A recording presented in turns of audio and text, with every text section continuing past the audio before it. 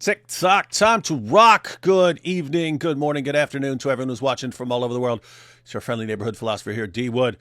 If you're looking for AP, told AP, take the night off because he's got a debate tomorrow, so he doesn't need to be going through all this stuff right now, right before his debate, polluting his mind with all the Dawah drama. Like, why do you want to be focused on this stuff right before a debate? So anyway, I said, hey, we've got all this covered. Thaddeus, fortunately, has been going through all this stuff way more than we have. And Hatun was around these guys at Speaker's Corner for many years, so she knows them well.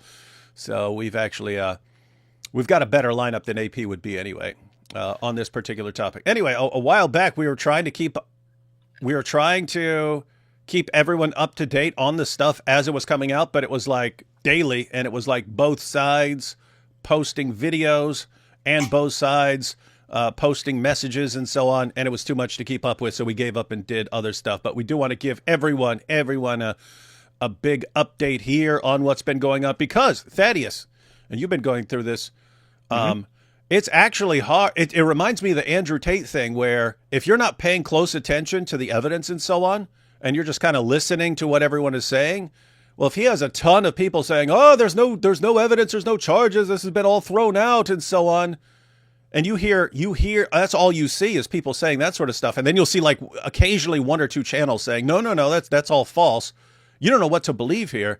But it's the same situation where they're accusing her of making stuff up and of fabricating evidence, and they're accusing them of fabricating evidence. And unless you're like really, really paying attention and going through all the claims, it's not clear what's going on. It's just like, wow, it seems everyone is lying, so I don't know what to believe, and let me just ignore this, which seems to be the goal, right? The goal of tossing up smoke screens is all the people who aren't really examining the evidence as it's coming out just think, oh, well, I don't know what happened, so let me just stay out of this and not form an opinion, and it'd be a tiny fraction of people who are actually examining all the videos and looking at all the evidence and stuff. And so that seems to be the goal. But there's some stuff where I was kind of paying attention, but I still don't know what's going on with like a screenshot of one of her tweets, or text messages or something like this, that she supposedly put it out, and then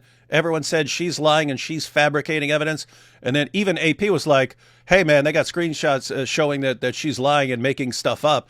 And then I was like, well, even that could be out of desperation, because I know those guys are liars, and therefore even if she's a liar, that doesn't mean she's lying about this particular topic. If she got frustrated and made a fake image or something like this, that wouldn't mean she's lying about being his hotel wife and stuff like that. Because even if he were completely honest and we caught her lying, then that would be like, oh, okay, we're going to probably side with this guy. But when we dealing with a compulsive liar that lies every time we've ever interacted with him, then it's like, oh, okay, well, she lied.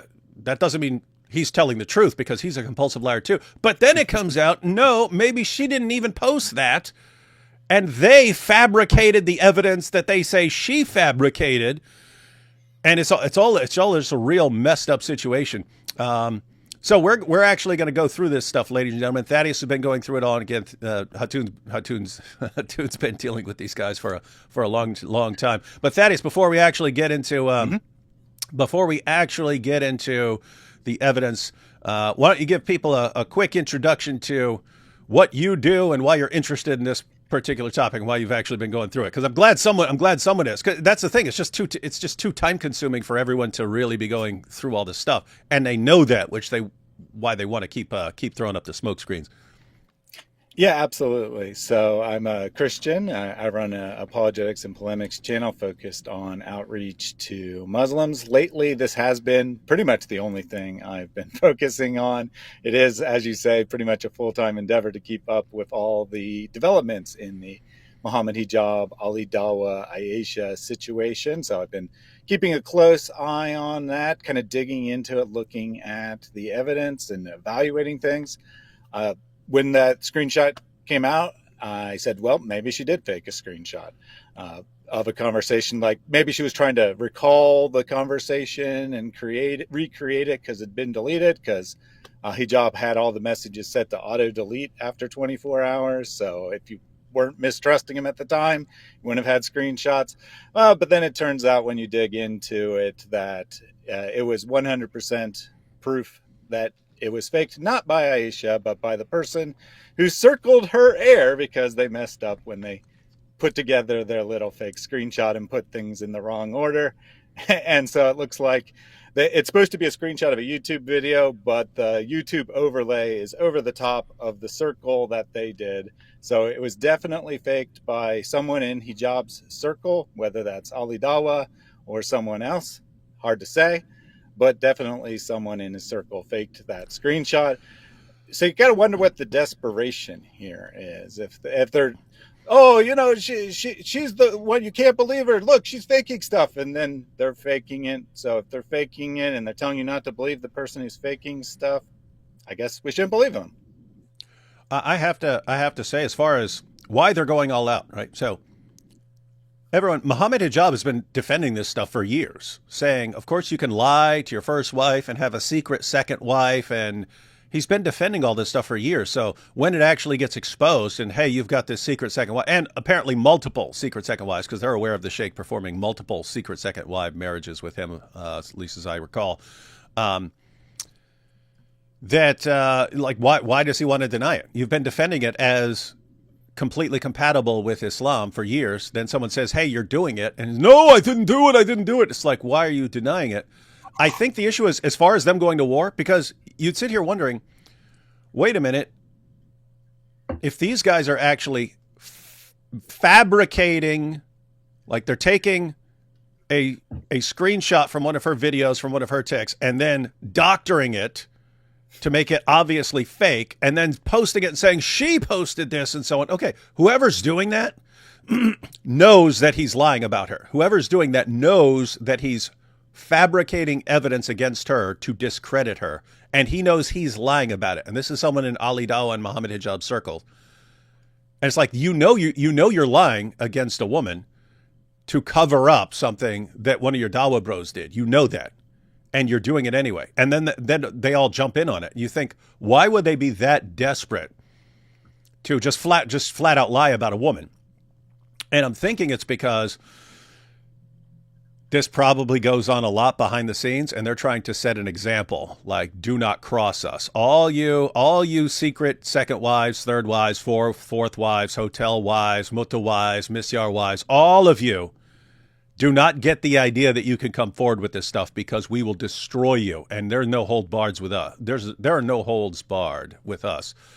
So it's like Andrew Tate when one of his cam girls makes a statement and they all pile on and try to destroy her life and pile on lawsuits and so on.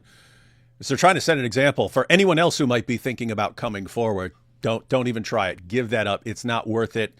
Do you want us to ruin the rest of your life? If you don't, shut up. Yeah, we used you. We turned you into a prostitute, but don't cross us on this. And by the way, so they're not just fabricating the evidence and so on, but even before that, when they're threatening them not to come forward, it's all, do you really want to have this reputation? Do you want to have the reputation of a prostitute? Do you want to have the reputation of a hotel wife? Do you want to have this? No, then keep your mouth shut. And that's how they keep these women under control, right? It's they've got multiple ways of doing this. And I pointed this out in a previous live stream. This reminds me of what they were doing with the Sikhs years ago, where you would have a Muslim guy would seduce a Sikh girl or woman, but they'd video record it. And then, because there's still kind of an honor shame culture among the Sikhs, they would say, oh, look, now we've got a video of you in what you did. We will give this to your family unless you do what we say. And they turn her into an actual prostitute. And she has to then, for years, be a prostitute. Or they will show her, having sex to her parents and so on. But guess what? It's the same. Now you find out it's the same. They're treating Muslim women the same. It's, hey, we're basically going to turn you into our hotel wives, our prostitutes. And we're not going to pay you. We're just, if you ever cross us, we will shame you and we will embarrass you, and you will have the reputation of a woman who is basically on the level of a prostitute. And you don't want that in the Muslim community. And so you're going to keep your mouth shut. So they keep their mouths shut that way. But now they have this as well. We'll actually fabricate evidence and discredit you and convince everyone you're a liar. even though we're the ones who are lying. Very, very sick stuff. Anyway, Hatun, this must be massively confusing for you because you were around these guys for many years and they seem like the upright pillars of honesty and integrity that we've all come to expect, which is why this is so shocking. It's so shocking that these guys are coming out with this stuff all of a sudden. It's weird. It's weird. It's weird. But yeah, Hatun, why don't you tell everyone about yourself? Everyone knows you, but tell everyone about yourself for anyone who might be new here, what you've been doing and what impressions you've gotten from the Dawah guys over the years, and how unbelievable is this stuff given your experiences with them in the past? I was so shocked what Mohammed Hijab did. I couldn't believe my eyes. I couldn't believe my internet. I couldn't believe my screen. I had to fast and fast and fast and ask Allah to guide me to find the truth. And then I tried to arrange to meet with Aisha to do this cursing prayer, but she's just hiding. Because as you expressed, Mohammed Hijab is just like so awesome. Fat, big, part-time stripper will never do such a thing. Never do such a thing. But what happens when you are like very famous and so attention seeker? People come after you, David. I am sure you experienced those things as well. People come after you. On a serious note, when I first heard, I was a little bit shocked in a sense they wouldn't do this to their own because they've been doing these grooming things in UK for decades now. I was like, no, he wouldn't do this to his Muslim sister. But as you hear more and then Mohammed Hijab becomes so camera shy. He puts AI clips, AI video stuff. It just makes you think, yes, they do this to their own. Therefore, rest needs to be very much afraid what they will do to rest with a little bit power. I am sad in a sense that woman has been harmed and now they are going after her. But not surprised. I don't expect much from Islam. So I am here, I guess. I just love exposing what Islam does to Muslims and the world. So I'm just hanging out in this live stream today.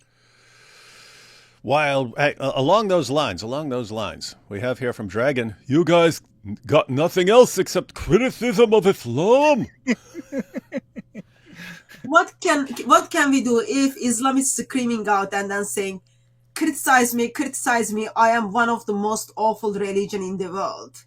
You just simply say, okay, give me some materials, I'll do so. We do already enough materials, but when Muslims kind of contribute into it, it just becomes funny. Yeah, and I'll just say, Dragon, Islam was talking about us way before we ever said one word about Islam. So long before any of us here were born, Islam was calling Jews and Christians the worst of creatures, ordering you to violently subjugate Jews and Christians, saying don't be friends with Jews and Christians. And as for Hatun is an ex-Muslim. And so long before Hatun was born, long before Hatun became an ex-Muslim, Muhammad ordered his followers to execute ex-Muslims, and not only ex-Muslims, but also critics of Islam. So everyone here that you see on the screen is under a death sentence for criticizing Islam. Not only that, Thaddeus is on the screen. He actually got fired from his job simply for being bothered by things like killing apostates and so on. He was actually on orders of CARE and with the collaboration of CARE and the Columbus Dispatch actually got him fired from his job that he worked in for years. But what message does that send him? Hey, here's a topic you're not allowed to address. You're not allowed to criticize this. No matter how evil and sick and disgusting it is, no matter how many terrorist attacks there are, no matter how many people are killed, you have to keep your mouth shut. That doesn't make us want to keep our mouths shut. That makes us want to talk about it more. So, yeah, if you're upset that people are criticizing Islam, Yeah, maybe convince people in your own religion not to launch these terrorist attacks, not to do the things they've been doing to 12-year-old girls in the UK, and not to constantly threaten us with death and dismemberment and so on. What are your thoughts on this one, Thaddeus? Yeah, I forgot to answer your first question as to why I'm interested in this story, but it's directly related to what you're just talking about. That see people who are vulnerable, see people who are taken advantage of, and see that no one is willing to speak up against this. You see a handful of Christians and a couple atheists talking about this story, but you don't really see any Muslims, right, wanting to come out and condemn hijab or support Aisha or anything. They just want to sweep it under the rug and pretend it never happened. So when I see someone who is victimized by injustice, it's my duty and my honor to stand up and fight for them. I was indeed fired from my job for speaking against Islam, and I have no regrets about that because I do not fear those who can take away my job. I only fear he who can put my body in hell. So I'm fighting for the Lord's work. And kind of ironically, because I'm sitting here thinking, I can't keep up with this stuff, but you've been keeping up with this stuff. And it's sort of like that where a person has to just be following everything because individuals can't follow everything on every subject. So it's like this guy has to follow this story. This guy has to deal with this issue. This guy has to deal with this issue. And then we've got it all covered. But ironically, getting you fired freed up your time to Indeed. to deal with this sort of thing. So, exactly. Thanks, Columbus Dispatch and Care. Thaddeus wouldn't be able to cover all this without your valuable help. What do we have here? I challenge you to Mubahala. I accept your Mubahala challenge. By the way, guys, the like button is now called the Mubahala button. Everyone be sure to 434 that Mubahala button. Hey, wait, no, someone posted that. Hang on, let's see. I challenge anyone that breathes to Mubahala. Also 434, that like button. Okay, it's the Mubahala button. That's pretty funny. I challenge everyone who breathes to Mubahala. Oh boy, these are fun times. Let's take these first couple super chats, and then we'll go ahead and read Aisha's response. We'll read Aisha's response to the main questions, and then get our thoughts on that, and then we'll jump into some video clips. It'll be extremely based. Let's see. Hatun, Thaddeus, so good to see you. Oh, hi, David. Yeah, I know. Prefer Momin over Kafir always. D Wood, title is reference why Momins will support Mojab. Mohammed Hijab and Ali Dawah busted for hotel wife cover-up. Yeah, it's actually good in Islam. I'm coming up, so you better get this Mubahala started. You know, it's funny how it is funny how something I guess it's similar to a meme as far as the original meaning when people started using memes was something that just gets picked up quickly and spreads rapidly. But a couple of years ago, it was leather straps of the anus. Muhammad saying that the eyes are the leather straps of the anus, and then everyone started talking about that for a while, and now it's Mubahala. And then we have from Rick Newton, Mutabahala. I challenge you to Mutabahala. when we do Muta. I don't even know what a Mutabahala would be, but did Thaddeus call Wingalings crackhead clowns? Why aren't you guys condemning him? Why would you call followers of Mike Winger crackhead clown individuals? I reserve that comment for Muslim YouTubers. Okay. Wow. So not even the Wingalings. I'll say it. Wingalings are crackhead clown individuals. Fire me, Columbus Dispatch. Oh, you don't care because I didn't say it about Muslims. He did. Joe Rose says, Hatun, we love you, sister. Thank you. Solaria says, oh, hey, I'm just 11 minutes late this time. Shocking, given how early it is. Half tempted to watch later and edit what I just recorded, though. You could do that as well. This is extremely shameful behavior for any leader. Yes, it is, Isa. Momo from long ago, the madman of Mecca. Kad's gigolo, Momo, he humped like, what is this? A bad bearded bandit, the prophet, pedo, Momo, Allah, ego, the desert dwelling dreamer of Dante's Inferno. That's actually pretty Actually got some dope lines in there. Might have to wrap that later. Momo is king of woke. Be proud of that. Yes, indeed. What do we have? Guys, let's pack in. Some random guy in chat said, all you do is criticize Islam. Let's pack it in. Yeah. Oh, no. He said, all we do is criticize Islam. I guess we have to change everything we're doing. Oh, my goodness. Solaria says 9:20 to 27. That's right before 28 to 33. So that's the passage about violently subjugating Jews and Christians. It says Allah threatens Muslims' pagan families. Yeah, wasn't it? I think Abu Bakr said he would have killed his own son if he'd been on the wrong side. Anyway, wild stuff. Always love to see my favorite Islamophobes expose the religion of lies and violence. Hey, we can't figure out what you guys want. Some of you complaining that all we do is blast away at Islam, and others are saying, prefer moment over kafir always. D. Wood, are you aware of al-wala al-bara concept? Yeah. Pretty common. All right, everyone. Let's go ahead and let's check out. Let me pull this up. Let me pull this up here. This is Aisha's Q&A.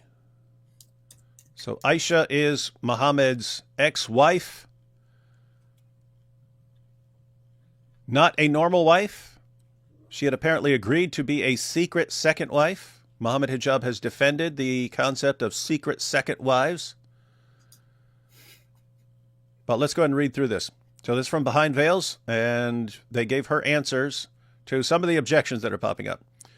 And guys, I'll just read, and you guys have any thoughts on it, jump in with any thoughts you have, and then we'll go on to the next. But it's not a lot. I think it's just a few of the main issues. So we'll just go and read these, just so we know what we're talking about in these as we're watching these videos. Sister Aisha answers common questions.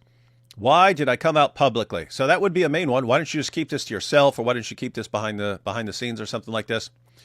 And she says, there were both moral and spiritual reasons. Morally, I believe if I had spoken earlier, many harmful McDonald's marriages could have been prevented. He has been misrepresenting. A little side note: who wants to tell everyone what the McDonald's marriages were? Is that the 60-second McDonald's marriages? Yeah, what's going on with that? Because Hatun, it's like people in the West do not have no concept of this. Like marriage is like a big step, and like we sit here and think like how it's sad that people's view of marriage has diminished over the years to not take it as seriously, but anyone in the West takes it massively more seriously than these guys. Like even with atheists take marriage significantly more serious than these guys do. But what? Yeah, how's this work in Islam? So man and woman are meeting for chit chat, and then suddenly they decide they've got this love at the first sight thing, and then they need to deal with it because it's like so urgent, and then they need to get in touch with someone who can do their nikah. And then before the nikah, you need someone to pay the woman, as well as you need someone who is the guardian of the woman. So once those things are being arranged, it can be through WhatsApp message, marriage takes place. So that's how it works. But in reality, man and woman, Muslim man and Muslim woman, have very lustful desires towards one another. And they don't want to do anything which seems as haram. So they want to do under the label of halal, which means like it's permissible in Islam. So I'm going to get married with you for a short time. And your mahar, the money I'm going to give you for the marriage, is going to be McDonald's dinner or whatever people eat in McDonald's. Those kind of things. So Happy Meal. They get in touch with Mohammed Hijab. Mohammed Hijab is so busy. Within a minute, he marries them off on WhatsApp, and then man gets the McDonald's dinner or lunch to lady, and then they go and then have sex, and then once it's done, okay, I divorce you, move on. And so, everyone, that's what's going on when she's talking about these McDonald's marriages. You actually have Mohammed Hijab talking about these these little marriages that he's performing behind the scenes. And so, yeah, someone can, it's basically as Hatun was talking about, and this is the idea in Islam. It's, hey, I want to have sex with this woman, but I don't want to do something haram, so we'll just get married, even though I know I'm going to divorce her, right after we're done. And you're supposed to give her something. And so what? Well, just to buy her a Happy Meal at McDonald's. Buy her a Happy Meal at McDonald's, and then marry her, have sex with her, and divorce her. And so, I mean, this is like, it's like prostitution, but you're giving her a Happy Meal. Saying, here's a Happy Meal. So anyway, that's what Aisha is referring to here. She knows that this has been, she knows that this happens, and that Mohammed Hijab is performing these McDonald's marriages. And she says, I have to tell people what's going on so they know that we're actually doing this stuff and that he's actually doing it. And by speaking out, I can actually help prevent some stuff. Oh, go ahead. So it's such a strange, because as I am talking about it, you are talking about it, I can feel like your voice is a little bit uncomfortable. Yet Mohammed Hijab thinks this is something he needs to be proud of it. And then he's got a video on his Facebook page. He's simply making fun of it and then telling people this is what's happening. Yeah, he was laughing about it while talking about doing these McDonald's marriages. It's like sick. Yeah, very, very sick stuff. And so Aisha here apparently thinks that this is un-Islamic, even though, Muhammad was allowing his followers to practice straight up mutta, like just, hey, go hire a prostitute and marry her for 20 minutes while you have sex with her and so on. And then you're divorced right afterwards. But according to Sunni sources, some of the hadith say that Muhammad eventually forbade it. So he eventually said, don't do this anymore. Other hadiths say that, no, it wasn't Muhammad who forbade the practice. It was a later Muslim caliph and so on. So it's basically, if you want to practice mutta, you can just say, oh, I believe this hadith and not those other hadiths. But typically they won't call it mutta marriage, temporary marriage. They'll just do it anyway. So they won't set it up beforehand as a mutta marriage. So they won't say, hey, I'm only going to marry you for 20 minutes. That would be mutta. They'll just marry some girl, understanding that they're just going to divorce them when they're through with them. And they'll call this misyar marriage. The misyar is saying things like, you're going to be a secret second wife, so you're not going to be a public wife. You're just going to be my hotel wife. You don't have all the normal rights and privileges, that kind of thing. So that's kind of their version of it. But anyway, Aisha doesn't think that this is an accurate reflection of Islam. I think it is. But she says he has been misrepresenting our sacred text and misleading the youth. Well, he's misleading the youth, but mainly by teaching them Islam. Spiritually, our religion has always been protected when individuals in positions of trust were exposed after becoming a source of misguidance. So she's saying she's actually protecting the religion by exposing individuals in positions of trust. No, Aisha, I think you're actually exposing the religion by showing that most of the people in your religion will take his side and not your side, not the side of the victim. So I agree you have to expose him, but yeah, it's the religion you're exposing. So she says, why did I speak to people who are enemies of Islam? Hey, yeah, Thaddeus, you were one of two people who messaged me on the same day and say, hey, did she message you a while back? And I was not familiar with that at all, but two separate people messaged me on the same day. So I was like, oh, someone must have said something about this.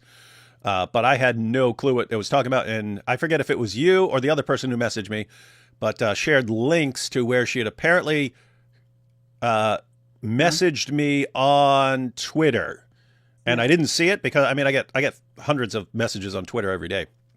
So I never saw it. And I put, if I had seen, hey, I need your help. I have information on Mohammed Hijab and I'm a Muslim and I want you to help me expose him. I would not have taken that seriously. I would have been like, this is one of the Dawah guys trying to set me up. They've got some scheme here. I would not have trusted that sort of thing. So I wouldn't have paid attention to it even if I had seen it, but in fact, I just never had seen it. But Thaddeus, what was this about? And then we'll read her response. Yeah, so she tweeted at you and at Abdullah Samir. Those are the only two individuals that she publicly tweeted at. She might have tried to contact someone else privately, I don't know. But as far as publicly, those are the only two. Just a variety of messages. Like some of them just said, I want to talk to you. I have some information about Islam that you'll find useful. Which could have been anything, right? That could have been trying to do Dawah. But then some other one, she did say that she was a victim of sexual abuse and she was desperately looking for help, that she was losing her faith in Islam and was reaching out in desperation. I imagine neither of you ever saw either of those messages. Obviously, you just said that you didn't. But because she had made those tweets in Ali Dawah's video, defending hijab, she's like, look, she's working with the enemies of Islam. And of course, she wasn't working with anyone. She tried to contact, her words, 100 Muslim scholars to get them to intervene, and none of them would. So in desperation, she tried to reach out to people who weren't Muslims. Seems reasonable to me. So she tried to deal with this behind the scenes, and when she couldn't get any help from the Muslim community, she couldn't get any support, any help in exposing Mohammed Hijab from the sheikhs and so on, and they all take his side, then she decides, okay, everyone in Islam is willing to cover for Mohammed Hijab, so I need to go outside of Islam if I want to help expose this. So let me find some people who don't like Mohammed Hijab. And since she did that, since she contacted people outside of Islam, she is being attacked. She cannot be a serious Muslim because she's contacting the Islamophobes. And so let's go ahead and see her response here. She says, why did I speak to people who are enemies of Islam? So that means David Wood and Abdullah Samir. At that time, I was broken. I felt violated. I felt cheated. I felt used. After over a year and a half of seeking help, so she tried for a year and a half to get Muslim leaders to help her, I felt every door shut in my face. I was overwhelmed and needed to scream the truth. For me, accountability was the only way to hold on to my faith. So she's saying, I can't even hold on to my faith knowing that the entire community is siding with this guy and he can't be called out. So I have to do what I have to do. She said, I called them shaitan, and since then I had a tremendous amount of regret for ever reaching out to them. I have since repented to Allah. I advise every Muslim to stay away from such paths, no matter how desperate things may feel.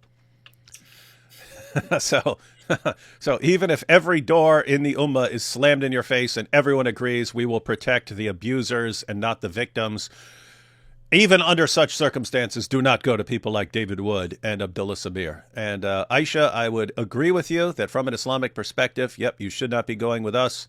However, that is merely more evidence that shows you how massively dysfunctional your religion is. One of the things was interesting. So Ali Dawah shared a screenshot that she's dropping you a message to say she wants to share some information about Islam. And Ali Dawah put that as she's shaking hands with Satan, and that's you. So with all that pressure, of course she's gonna say like, yeah, I am sorry I have done that, because what seems to be happened is, as she's reaching out to you, that's like few months after Ali Dawah interviewed her and then delete that interview. So she's reaching out to you and a couple of others. And Ali Dawah expressing that as she's shaking hands with the Satan. From that, seems Ali Dawah is being, or Mohammed Hijab, one of them, are keeping track on where she's putting comment, which live streams she's attending, because they published a couple of videos where she's in a Muslim YouTube channel asking question about preservation of the Quran, where she's kind of questioning Islam. When your brothers and sisters don't help you, your sheikhs don't help you, everyone shuts the door to you, you are under serious pressure. You want someone to help. Mm-hmm. And you reached to someone and, well, you ignored her, David. You missed all the gossips. We could have all these gossips 6 months ago. But no. Yep. Yeah, so I think the reason she's stating don't do this, because too much pressure from Muslims. they hate you or AP so much, they don't want to help their brothers and sisters because they got hold on to you. Yeah, and it's just amazing. I mean, think about it, guys. At the end of the day, this was Mohammed Hijab marrying a woman as a secret second, or we don't actually know, third, fourth wife. We don't know the number, but as a secret extra wife, and then he changed what he had told her.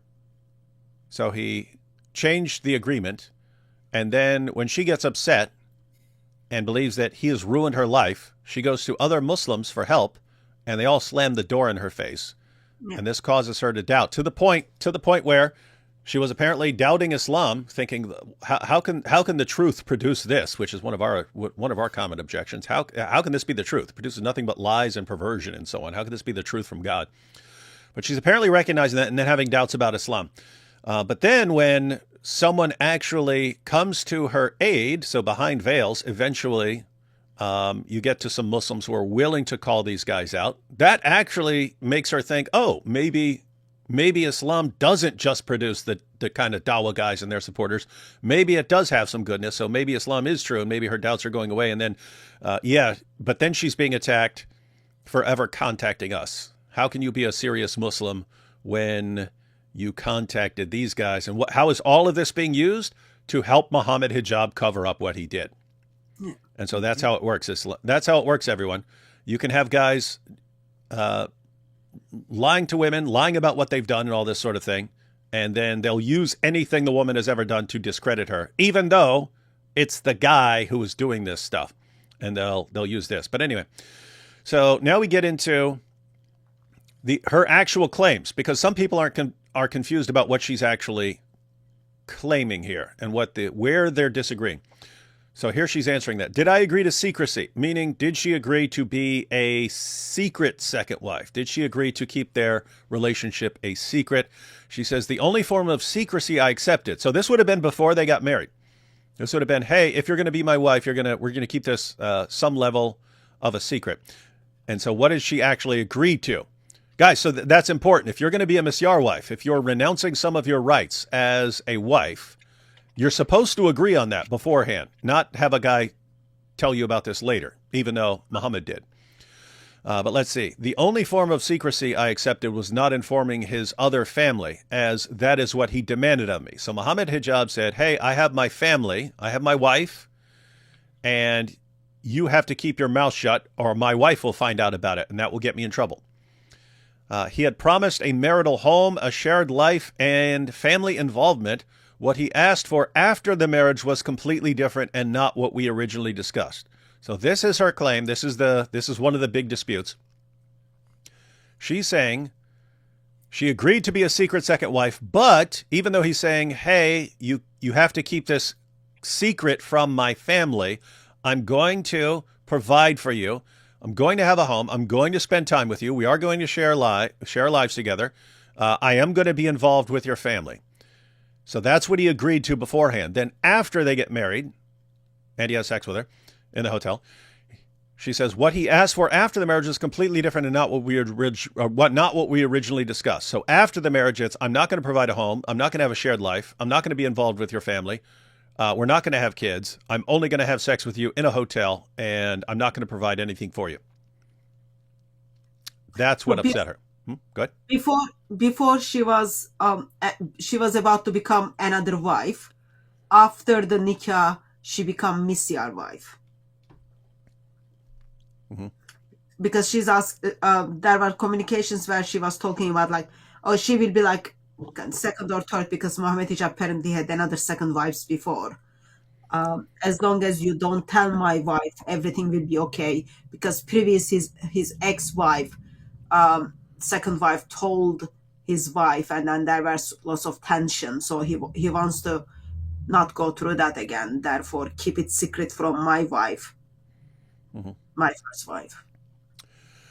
And let's see, as far as discretion, did I agree to discretion? Yes, but only regarding the number of nights we would spend together in our home. I did not agree to being hidden, erased, or treated like a secret. So just separate from his other family, but nothing beyond that. So apparently the only thing that she was agreeing to was secret from your family. And that's going to involve the number of nights they could spend together and things like that. He's like, oh, I have to be home, but, I'll tell her I'm at the mosque 2 nights a week and I'll come and bang you. Anyway. All right. Lovely religion. Lovely. Guys, keep in mind, this is not a like a random guy. This is Mohammed Hijab, and this is the guy who these guys do shows on this. Guess what, ladies and gentlemen? A bunch of these guys are doing this stuff behind the scenes. Mohammed Hijab even said in his video with a little video with Daniel Hakikachu. Maybe we'll check it out since it's short. But he's sitting there. He was saying that he estimates about 85% of the Dawah guys are doing, polygamous marriages and so on. So this stuff is pretty common here. Was this a divorce? This was a kula, and it happened under very complex circumstances. The Islamic ruling on it was not immediately clear, which is why I involved the council for proper clarification and resolution. What about my father? My father gave his permission for the marriage. He later changed his mind, but by then it was already too late. I was excited to share the news, and Hijab told me to lie and say we didn't go ahead with it. So then he had her lying to her own father. And what about the dua? My recording was cropped, just like the audio of Brother Abu Aya. It came from a nearly hour-long conversation where I laid out every option. I was angry, emotional, and so what? Thaddeus, do you know what this is about? Is this about the audio clip that they used? Yeah. So both in the not hijab, right? Because he pretended he didn't do it and put it on a third-party channel that he just created, and in Ali Dawah's video, they both play a short clip of her cursing Mohammed Hijab and cursing his children, and that's what she's talking about here. She's saying that it was a long conversation. She was upset. She was kind of coaxed into saying that by the person questioning her, and she regrets it. She wishes she hadn't said that. But here's the thing. I don't even think it's really all that improper, Islamically speaking, because to curse an individual, well, let's put it this way. The Prophet Muhammad, when he did Mubahala, he put his whole family under the curse. So to curse the family isn't really that unusual in this kind of thing in Islam anyway. Okay, so this is them using a clip of her just being enraged and calling down a curse on Hijab's family or something like that. She says, I was angry, emotional, and thinking of my child and others affected by this twisted image of Islam. I regret my words, but no one should be eternally judged by a moment of intense anger. Yeah, it's just amazing. I mean, Hijab will sit there and post, hey, can I fuck on your wife's tit? Can I fuck on your wife's tit? And then he'll just say, oh, hey, I was on some medication, and so, don't hold that against me. And they'll go, oh, okay, all is forgiven. But they'll get this woman who's enraged in the moment, and they'll say, you see, this is why you can never trust her again. She's a complete liar. Wild stuff. She says, I regret my words, but no one should be eternally judged by a moment of intense anger. If Hijab's outbursts were clipped like mine, no one would appear more unstable than him. That's true. What about the comments on Palestine and so on? Can I stop you for a second, David? Sure. You got a Muslim in... I know. I see it. We're getting to it. Okay. All right. I just wanted to let you know. All shall be revealed. All shall be revealed. What about comments on Palestine? What was the Mubahala really about? It wasn't blah, blah, blah, blah, blah, blah, blah, blah, blah. He refuses to deny the marriage and instead attacks my character. Mubahala is a right given to the oppressed, even when no direct evidence exists. Why are my emotions so intense? Was I pursuing him in those messages? Oh, okay, so yeah, they showed messages that made it sound like she was coming after him, and they represented her as a stalker. Can't trust her. She's just a crazy stalker. And she responds to that, was I pursuing him in those messages? No, he made the first move in 2019, so 6 years ago. So this is a long time ago.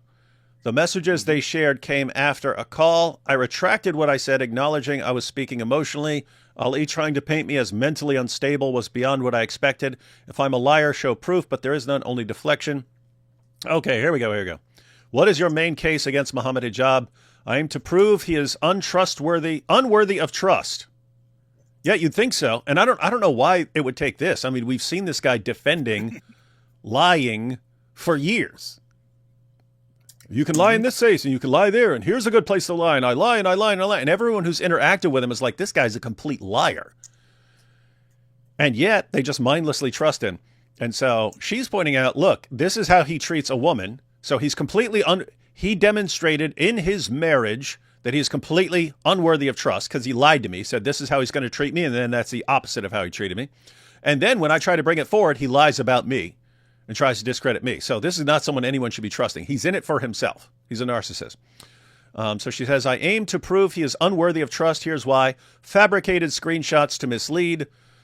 Blackmailed the sheikh involved in our case. So apparently there's the sheikh that handled this situation, and this sheikh was blackmailed. Mocked marriage. Go ahead. According to Behind Veils, the sheikh that performed the nikah was originally going to come forward. And after he'd talked to them, Mohammed Hijab found out and confronted him, and he ended up in the hospital. They said because of stress, but if you're going to the hospital because of stress, he did put some pretty severe threats in place, I would say. Wild stuff.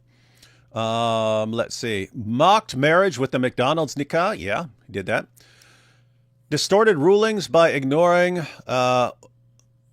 Maqasid al-Sharia. Not sure what Maqasid? Yeah, I'm not sure what that refers to. But I mean, basically her point is that he convinced her that everything he did was Islamically valid, and she's now saying that's not the case. Publicly spread these views still online. No scholars corrected him. Corrupted youth with twisted teachings. WhatsApp confessions confirmed by is that the sheikh? I think that's the sheikh. Yes. Yeah. Refused mubahala, manipulated conversations with Abu Aya. Yeah, he did that. We've seen that. He made him sound like Abu Aya was threatening him and trying to corner him when actually, when we listened to the entire thing, this guy was trying to help him and be reasonable in like every single way. And then objectified women in marriage-related talks. Yeah, definitely did that. We've seen that before. And so, yeah, she sounds like she's saying, hey, he's just, he's corrupt. He's basically corrupting the youth, and he's basically the Andrew Tate of Islam, even though Andrew Tate is officially the Andrew Tate of Islam. But giving people a really, really messed up view of women and giving women no way out of this situation. So these guys, the Dawah guys, want to turn Muslim women into their basically prostitutes that they pass around and so on. And they want no accountability. And women are having a problem with this. Well, guess what, lady? That's Islam. So get out of the... It's so simple. If your religion teaches guys that this is how they're supposed to act, get out of the religion. Let's see. These aren't isolated. There's a pattern. I came forward out of obligation to protect the deen and preserve my Aqidah. Silence in the face of corruption is complicity. Silence in the face of corruption is complicity. Good point. Aisha, I just want to point out what's going on. The big picture of what's going on, Aisha, is that you were created in the image of God. And the world and its systems are here to degrade you. The teachings of the demonic world are here to degrade you as the image of God. And Islam is one massive system for degrading the image of God. And that's what it's here for. And you are experiencing that. And that should tell you. Yeah, every reason you're objecting is not really for the good of Islam. Islam is what puts you in this situation. You are somehow aware of the fact that you should not be treated like this and you should not be degraded in this way. Why? Why do you know that? You're not getting that from your religion.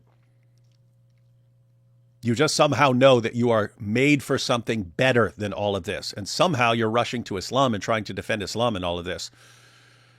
Bad idea, bad idea. The entire system is here to degrade you. And your revulsion at it should lead you out of Islam, not to try and just expose some guy.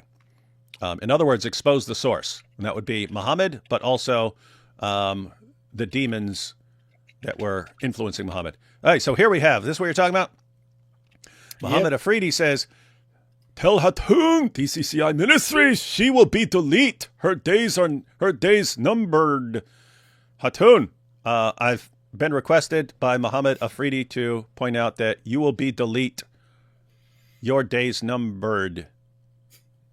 It looks like he's reading the Daniel account and Psalms. What do you think? Just with bad spelling. Yeah. Sorry, Mohammed. Hey, Mohammed Afridi. People are pointing out. Wait, he's spamming it over and over again. Okay. He's telling me to say that to you. I already said it to her, Mohammed Afridi. Now I'm going to go ahead. Now I'm going to block you in a second.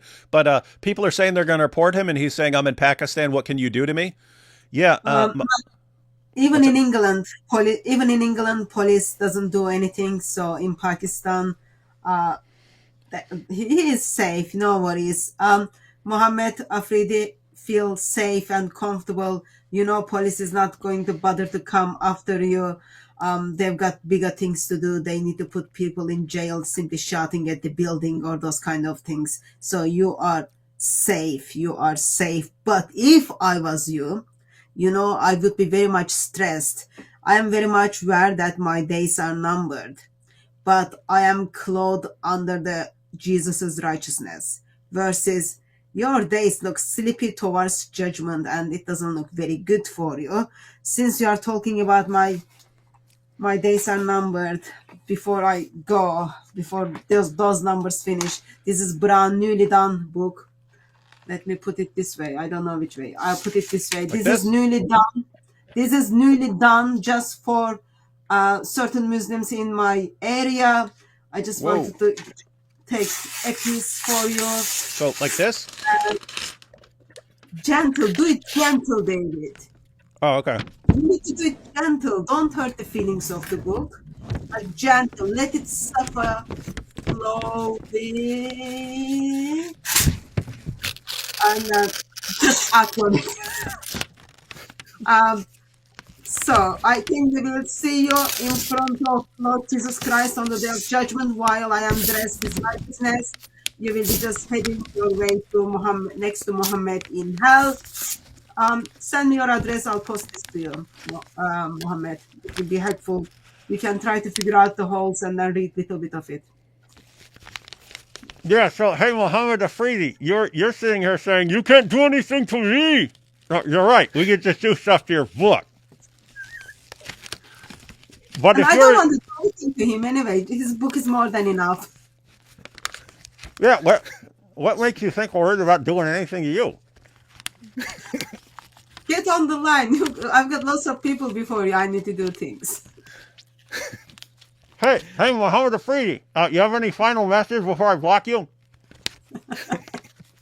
Don't block people. I don't block people. Hey, Mohammed Afridi.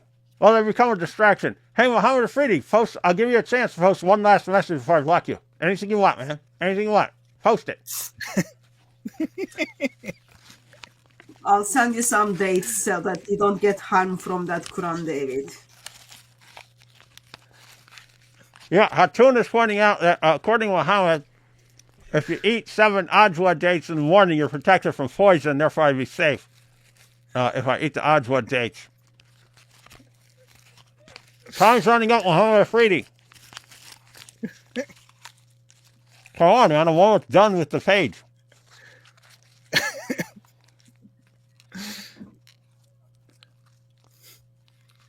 Dude, any more comments? He's maybe trying to recover. There we go.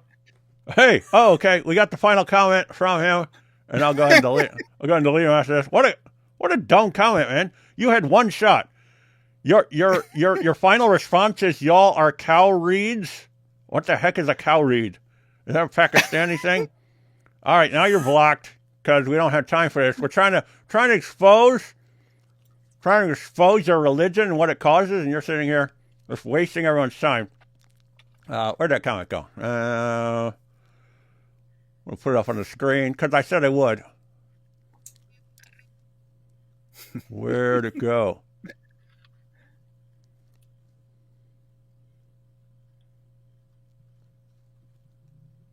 Oh, here we go.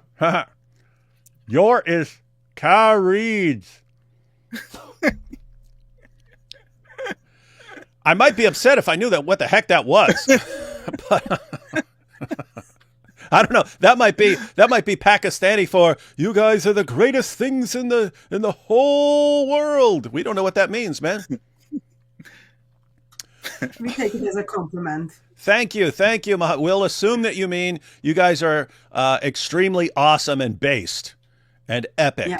Thank you, Mohammed Afridi. But look, I mean, seriously, dude, look what you just caused. We weren't gonna, we had no, we're always ready. We're ready at the drop of a dime. But you saw, we were all just instantly ready. And Hatun picks up a Quran. I already had mine ready to go. You caused this, dude. You have to stand. Hatun pointed out what you're going to face at the judgment, but even if you ignore what Hatun says, you just go with your own belief. You have to stand.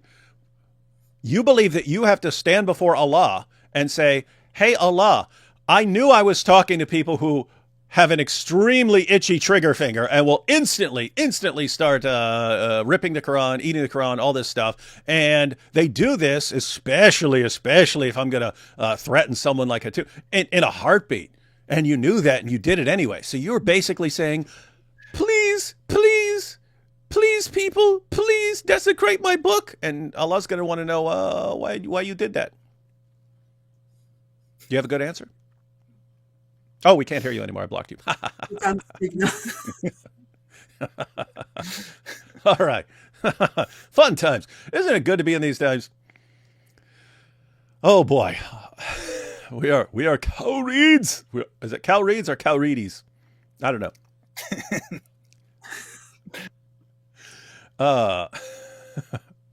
Let's see. Let's take a couple super chats, then we'll jump into this video. Let's see. I'm going to Dihya Gabriel to Mohammed. Weird stuff. Dihya Al-Kalbi, hero of the Ummah. Mo Hijab is the Jim Baker of Dawah. Yeah, that's the thing. So we have examples of this. We have examples of Christian pastors and so on doing things. Guess what? People find out of it. Sometimes it will be like, oh, we don't believe you because this guy's so great or something like that. A church can respond like that. What? This guy's so great. There's nothing. Once they find out what has been done, they will expose that person. In Islam, here's the point, Judas. Is care not. I scare not. It seems like most of the Dawah guys are the Jim Bakers of Dawah. It's just standard. It's just standard over there. I have seen where individuals are expelled from the church for the sin they committed, and if they didn't choose to repent until their repentance. I don't know if you remember, maybe a couple of years back, when the list came up from BBC where a bunch of very famous people would go to Amsterdam and have sex with the prostitutes over there. You did have, there were some name of some Muslim missionaries in that list. You would expect person to say like, I can't even leave the house now because now I am all over the news for what I have done. He just takes the platform and then he says, who do you think you are? This is all Islamic. I have done nothing wrong. Mm-hmm. It's like the way we look at things are very different than the way Muslims are looking at this thing. Like that, someone sent, there was a comment on my channel. Person was saying like, this shows how Mohammed Hijab is man. I'm just like, is that how you look at it? Like having hotel sex wives shows someone how to be man? I don't know. Yeah, that it's like Muhammad being covered in semen. Oh, he's a real man. He's covered in semen. Like, what? Yeah. What is wrong with you guys? Actually, I wanted to look up real quick. I remember this. This was from years ago, but I heard from a former prostitute who was sharing. Oh no, I found it. Okay, this is to show you how long ago this was. This was on my blog. But I was still posting on the blog in 2014. So this is from 2014. And she posted a message talking about mutta. And because I was pointing out that Sunnis say that mutta is just a Shia practice. I point out, no, mutta is in Sunni sources. And yeah, you do have hadiths that say Muhammad forbade the practice. You have other hadiths that say it wasn't Muhammad who forbade the practice. It was a later caliph. And then basically they rewrote it into saying Muhammad did it just to make it sound more official. And so guess what? It's kind of, you can pick which Sahih hadith you want to go with and decide whether you want to practice it. But she said, mutta is 100% true. I know this for a fact, my very own self. Before I repented and gave my life to Jesus, I lived a very sinful life. I was an addict and sold myself to support my habit on the streets of Bankstown, Sydney, Australia. The majority of my clientele were Muslim men. The UN married ones would ask me to repeat some words in Arabic after them, which was basically me agreeing to marry them for however many minutes I agreed to give them in sexual service for the amount of money I agreed to charge them. They would even look at their watch for the exact time, even if we finished in 1 or 2 minutes, which was always the case. If the agreement was for 30 minutes, I would have to sit out the remainder of this marriage. Then once that 30 minutes was up, we were instantly divorced. I jump out the car. So this was in a car. I jump out the car and proceed to get married several more times that night to other Muslim men. Also, so many married with children. Muslim men make up the majority of clientele in the street sex work industry in the Bankstown area. I just wanted to confirm mutta is very real and still happening today in Western countries. I thank my Lord Jesus Christ for saving me and making me a new creation.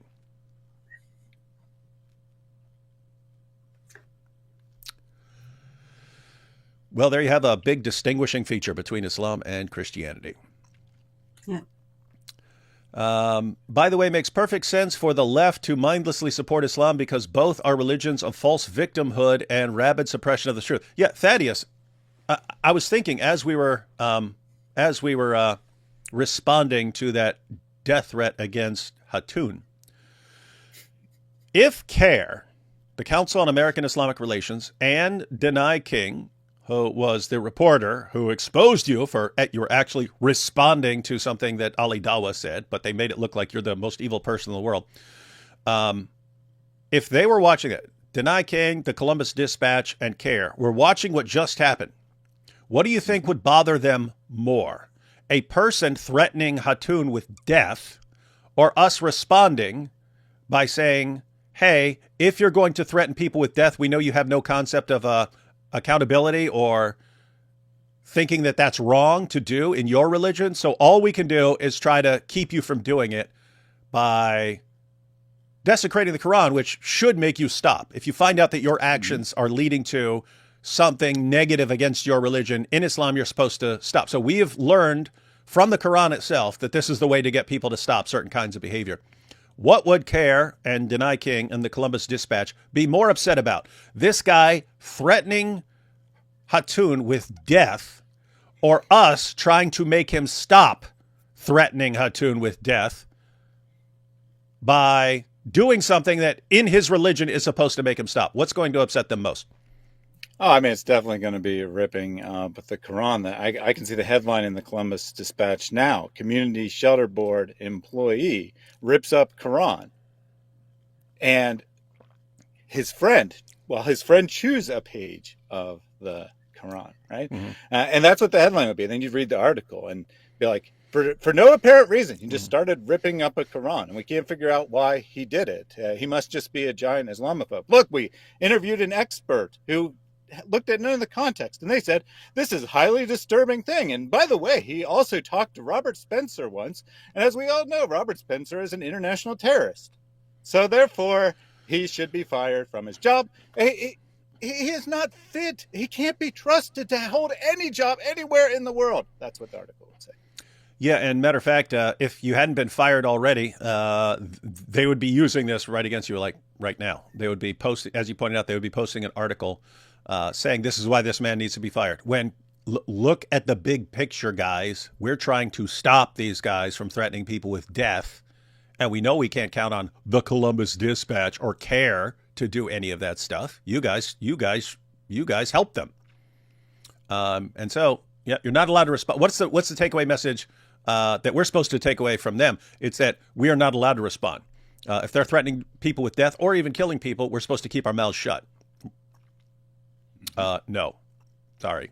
Columbus Dispatch. Sorry, but not sorry. Hail Ezra. Ezra commands thee to reap Islamic corruption of disbelief in Momo. Mary Harb looks different, though. Oh, hi, Thaddeus. On time today. I think this is Thaddeus and Mary Harb's show. Momo Hijab is currently the leading Christian apologist. Lol, he got the Abduls questioning their position.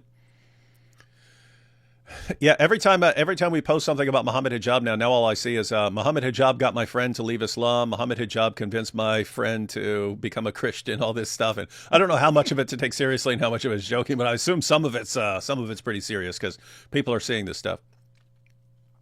This Mubahala gonna hit Mojab so hard he'll be rendered to grease. Islam exists and it's terrible. David DeVito Woods. So anyway, I started blasting. Yep, that's true. That's true. What if the man decides he doesn't want to divorce after dessert? Does a woman have a say? Also, thank you for your hard work. Much love. God bless you all. What if the man decides he doesn't want divorce after dessert? Does a woman have a say? What if a man decides he doesn't want divorce after? You do end up with some different situations depending on when the guy decides he doesn't want a divorce. Yeah, so because Sunnis don't officially have muta, they don't have a pre-agreed time for the divorce, which is why on the article they asked whether there was a divorce or not, and then she used a technical term saying that she had initiated it. So in Sunni Islam, the woman has two options, right? She can take whatever terms that the man continues to give her, or she can demand full marital rights. So she can upgrade the marriage to a standard marriage, and then if he won't upgrade it to a standard marriage, then he has to divorce her. You do end up with some creepy stuff if they're, divorced, and then he decides he wants her back. That then she has to go have sex with a different guy first. Mohammed Hijab did offer that to Aisha though after she asked for divorce. And then he turned, after divorce is being kind of done, he turned to her and then said, I can take you back if you are okay with the conditions. I won't compromise on the conditions, but I can take you back. And in one of the WhatsApp message, he said to her, I didn't find you attractive after I had sex with you. And then he was offering her to Sheikh Mohammed of Speaker's Corner for sex wife in a hotel. Dawah was very strong, ladies and gentlemen. Dawah was very strong. Let's see. The lesser mutta equals hookup time. Alhamdulillah. That is indeed. Gotta love this religion. Keep in mind, guys, this stuff has been going on in Islam for 14 centuries. People are just finding out about it now. It's just being exposed now. All this messed up stuff is just standard in Islam. And now it's just coming out. These are good times. But the Ummah are... I don't know if you guys are familiar with that clip of... what's that guy's name? Osho? Something like that? Osho? It says democracy is the government of the people, by the people, for the people, but the people are retarded. This guy's saying it about the Ummah. Very rude and Islamophobic. I don't understand the marriage. I thought the Quran requires a man to treat all his wives equally and with fairness. No, it's not equally. It's not equally. That's an interpretation. And Muhammad definitely did not treat his wives equally, right? He even defended giving special privileges to different wives and so on. So it's not equally. With fairness, that would be true. But that's the idea. The idea is Muhammad was married to a woman named Sauda, as one of his wives. Eventually, he wanted to divorce her because she had gotten older and so on and had gained a ton of weight. And so he wanted to divorce her to make room for more other wives and so on. So when she found out that he wants to divorce her because she'd gotten older and had gained a bunch of weight, he told her, she went to him and said, hey, look, just don't divorce me, because no one was allowed to marry Muhammad's wives after him. And so to say he's basically going to kick her to the curb. And so she came to him and said, look, I will renounce some of my marital privileges. You no longer have to come and visit me. You don't have to spend time with me and so on. You don't have to do any of that. In fact, any time that you would have been required to spend with me to count as being fair, you can now add that to your time with Aisha. Just don't kick me out. Don't divorce me. Don't kick me out, and at least provide for my needs, because I am doomed. I am doomed if you divorce me. And Mohammed agreed to that. So what is that? That is misyar. That is her renouncing some of her rights as a wife. And the Quran praises her for that. That praises women for making that decision. So the concept of a misyar marriage is you can agree to that from the beginning. You can have your wife and she's officially your wife and so on. But you can also have a wife and you're saying, hey, here's what I'm agreeing to beforehand. Here's what we're agreeing to. You're going to be a secret. I'm not going to tell people about you. My other wife is not going to know about you. You can agree to these terms. She could even agree to be a hotel wife.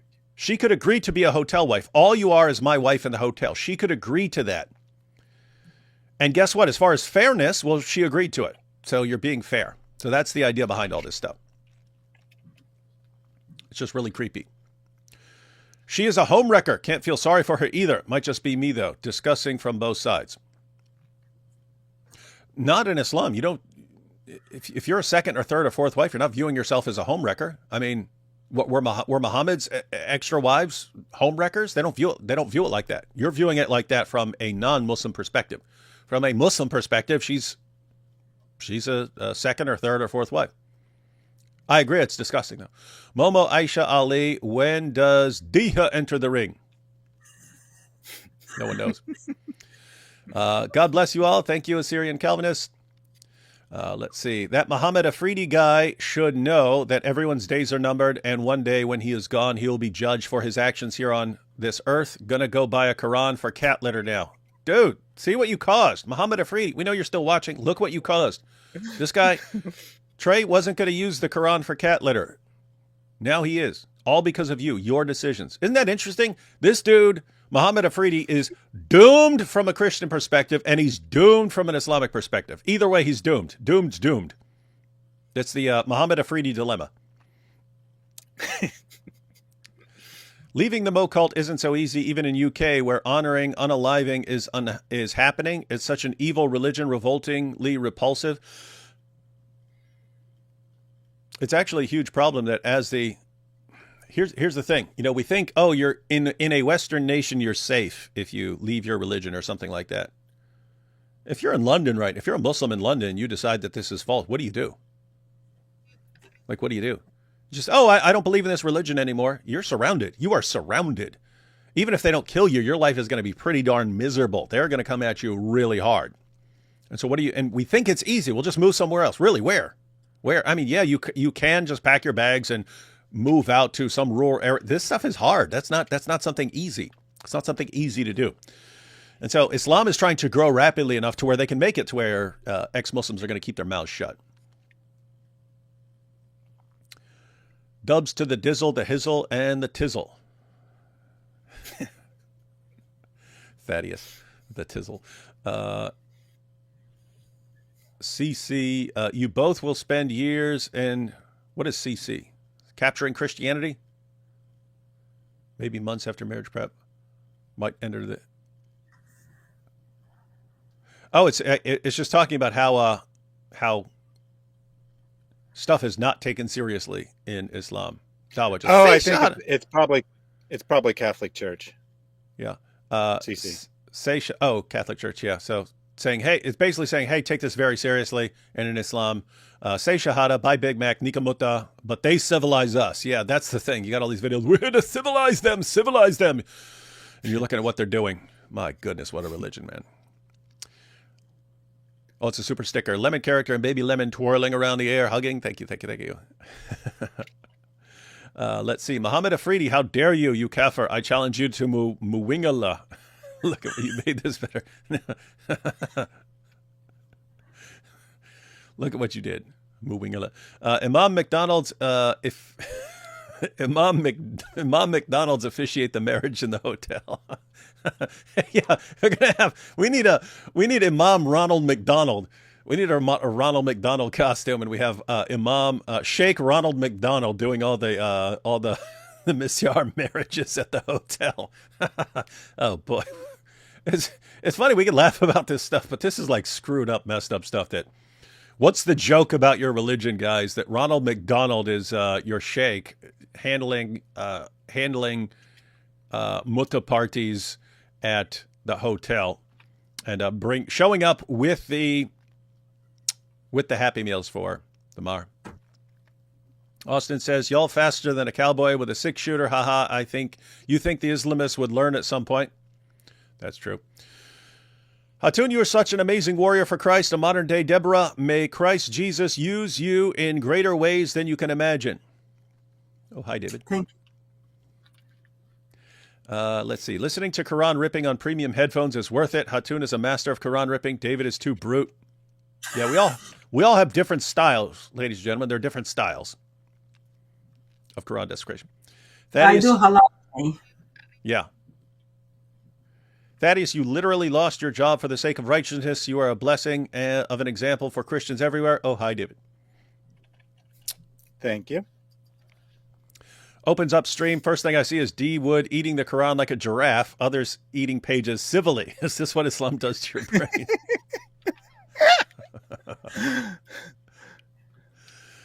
Rips page from Robert's book. Ha, take that. Oh, yeah. We'll rip up Robert's Quran. Then we'll see who gets more offended, Robert or David. When I'm at work, I think I have the flu. I'm currently paying an illegal immigrant to do my job for $5 an hour. Is this a sin? Hey, you're asking the wrong one, because one of my 2 family mottos. So we had 2 family mottos that we're raised on. One is, if you're going to walk on thin ice, you might as well dance. We're raised on that. If you're going to walk on thin ice, you might as well dance. And the other is, it ain't a crime if you don't get caught. Mm-hmm. We had another super sticker, hippo character. Thank you. And let's see. Are you guys going to cover the attacks in Pahalgam? That was the Filipino one, right?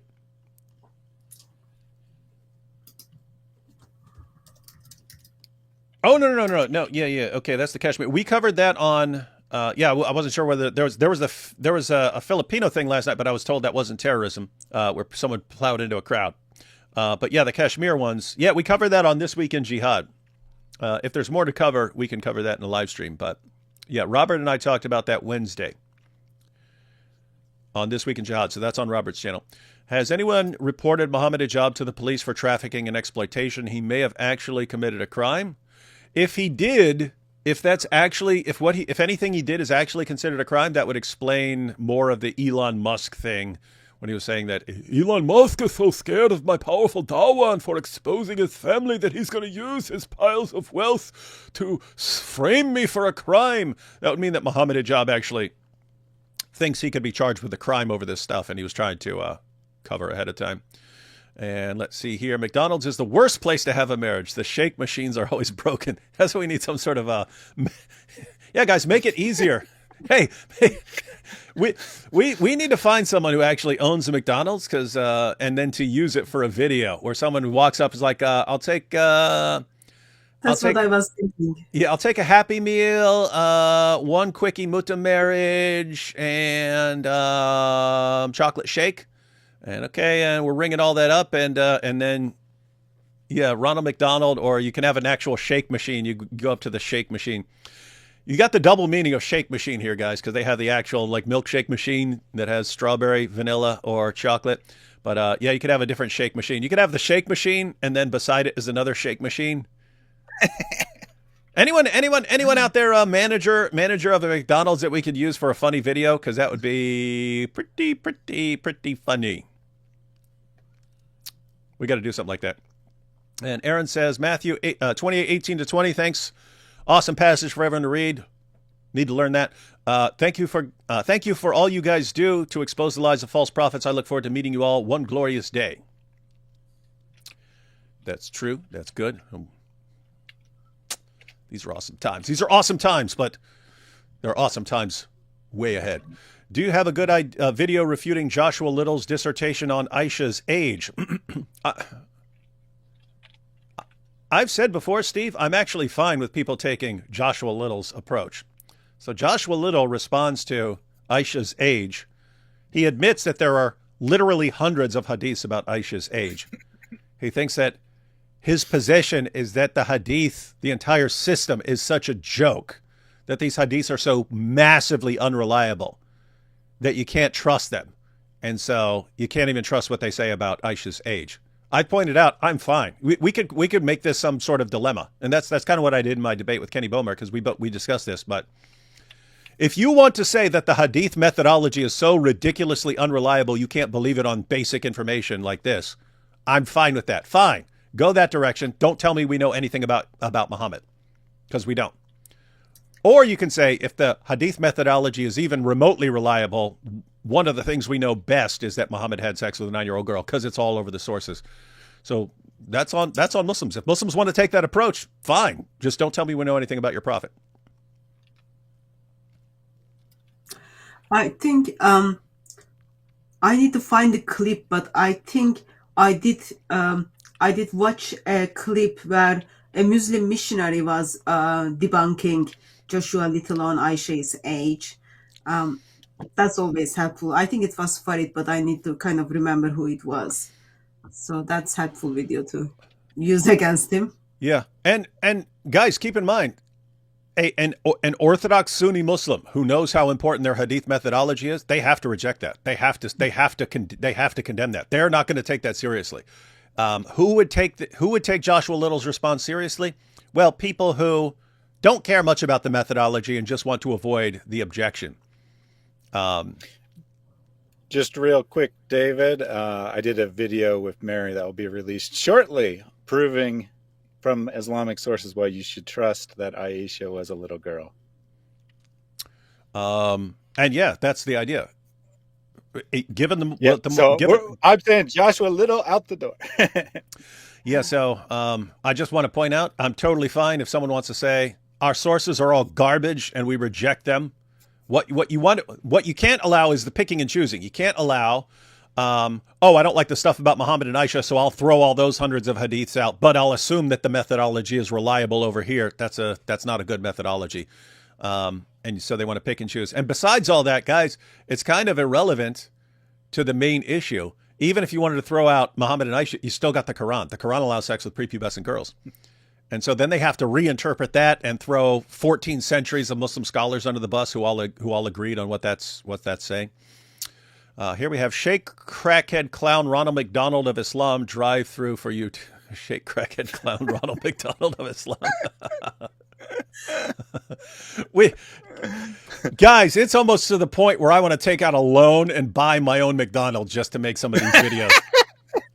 I mean, can you imagine if we actually had one and people are like doing it drive-through style? Like, come on, I got my wife in the car. Come on, give me the Happy Meal. And then it's Sheikh Ronald McDonald at the window. We can make a ton of. Someone tell me if you own a McDonald's or you're a manager of a McDonald's or you work at a McDonald's, but you're good friends with the manager and he's a good Christian and he'd be happy with you. We will not let anyone know what actual McDonald's we are at. So this can never fall back on you.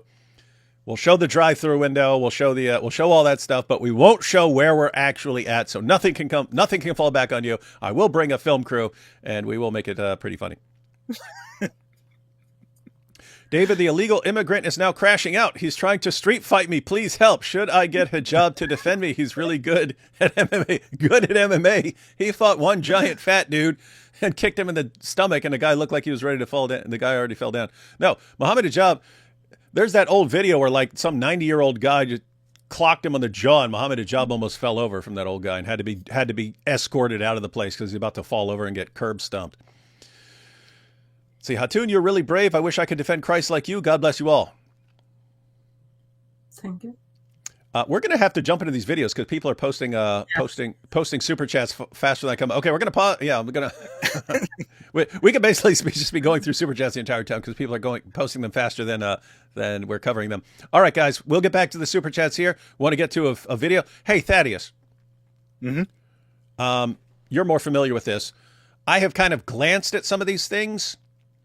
Trying to think of where to start. We've got your two videos. We've got Ali Dawah's video warning people about the Dawah bros back in the day And you said he's clearly talking about the Aisha thing, but this is before it was exposed. And we've got the Behind Veils video. Should we start with the Behind Veils video, part of that? Yeah, I'd start with that one. Okay, guys, we're going to start. This is Behind Veils. Now, I pulled this up and I kind of skimmed it. Looks like a good portion of the video is them responding. There's two things going on. So when Behind Veils helped Aisha bring this story to light, the Dawah guys started attacking, what's his name? Salman? Salman, yes. Salman, okay. Started attacking Salman for something that happened with his wife. I still don't even know because I don't really care. And just to be clear, I really don't care I don't care what these guys are doing behind the scenes and stuff with Mohammed Hijab and all this stuff. It is messed up if they're degrading women and so on. But my main concern here is this. My main reason for bringing this up is because I want people to understand in the Ummah, it doesn't matter. I want people to understand. I want this stuff exposed so they see how the Ummah reacts. So they see that the Ummah will strive to discredit the woman and attack the woman and not bring anyone to justice. I want people to understand that. That's the takeaway. I do not care. I don't really care if Mohammed Hijab is running around with all these different wives behind the scenes. And, it is a problem with what's happening with the women and that the women get conditioned into accepting this and so on. So I hope the women would stand up for themselves like Aisha did and so on. But I'm not interested in the drama and the gossip and stuff like that. I'm more concerned with going after Mohammed because Mohammed is the source of the problem. So less interested in the symptoms, more interested in the cause of the symptoms. But that's the point in all this. That's the real point. Look at what Muhammad's teachings are causing, because this should cause people to find this all revolting. So anyway, that's why I'm addressing that. So I'm not interested in what happened with Behind Veils and so on, and in some past wife or something like that. Even this is interesting. Why is Ali Dawah and the other people in the Dawah community going after Behind Veils? Because he's helping a woman defend herself. That is unacceptable. This is all a message for future people. If you are a woman who's been abused by the Dawah guys behind the scenes and you try to expose it, we will destroy your life. We've already destroyed your life with the relationship, but we will destroy your life even more if you try to draw attention to it. Two, if you are a man and you try to help one of these women expose the Dawah guys, we will destroy your life as well. We'll destroy your life as well. That's the message. That's why they're doing it. So I'm not interested in what they have to say about Behind Veils. You can watch it. You can watch the video if you want to see his response. But he also responds to Ali Dawah covering up evidence. Yeah. So I'll have to, I think this is in the second part of the video. So I'll have to actually skim through this to find this because I don't remember where stuff is. But let's watch the beginning here. So just to be clear, in the past week, Ali Dawah put out two. Sorry, okay, to be clear, Ali Dawah put out two videos. The first one is like 44 minutes, something like that, where they make all kinds of accusations against Aisha. And then the second half, they talk about Salman. And then he put out a second video that's 22 minutes, which is supposedly just on his ex-wife, although mostly it turns out to just be reiterating the same information or non-information, really, that they had in the first video. Okay. Oh, he says it right here. Ali Dawah released two videos. Okay. Let's see. Let me back this up slightly. We'll watch the beginning, and then I'll have to skim through it to find where he starts talking about Ali Dawah and the argument against Aisha. Let's see. In the past week, Ali Dawah released two videos. Videos that are not only drenched in deceit, but serve only one purpose: character assassination. So he's pointing out a pattern. He tried to character assassinate Aisha and tried to character assassinate Behind Veils here. Salman. He has not acted as a man of Dawah. Instead, he has revealed his true form: a religious tabloid merchant. What do you think Dawah is, dude? He's not a man of Dawah. He's a religious tabloid merchant. That's exactly what when someone says Dawah, I think religious tabloid merchants. It's like saying, he's not Santa Claus. He's this guy with a big white beard who goes around giving presents. Yeah, that's what Santa Claus is in people's minds, dude. Oh, boy. Gift wrapped in Islam, Quran, and Sunnah, yet hollow of truth. I could spend hours unpacking the lies, the deflections, and his desperate ploys to steer attention away from the serious case against Mohammed Hijab. That's what they do. But I'll focus on just a few crucial points. To everyone watching, do not be deceived by theatrics, not the fiery speeches, not the performative outrage. Peel back the showmanship. I have to say they have a problem because like Dawah is all showmanship. And so you've programmed people all their lives to love the showmanship and to just go with the showmanship and to never be concerned with actually getting to the truth or doing the slightest bit of research.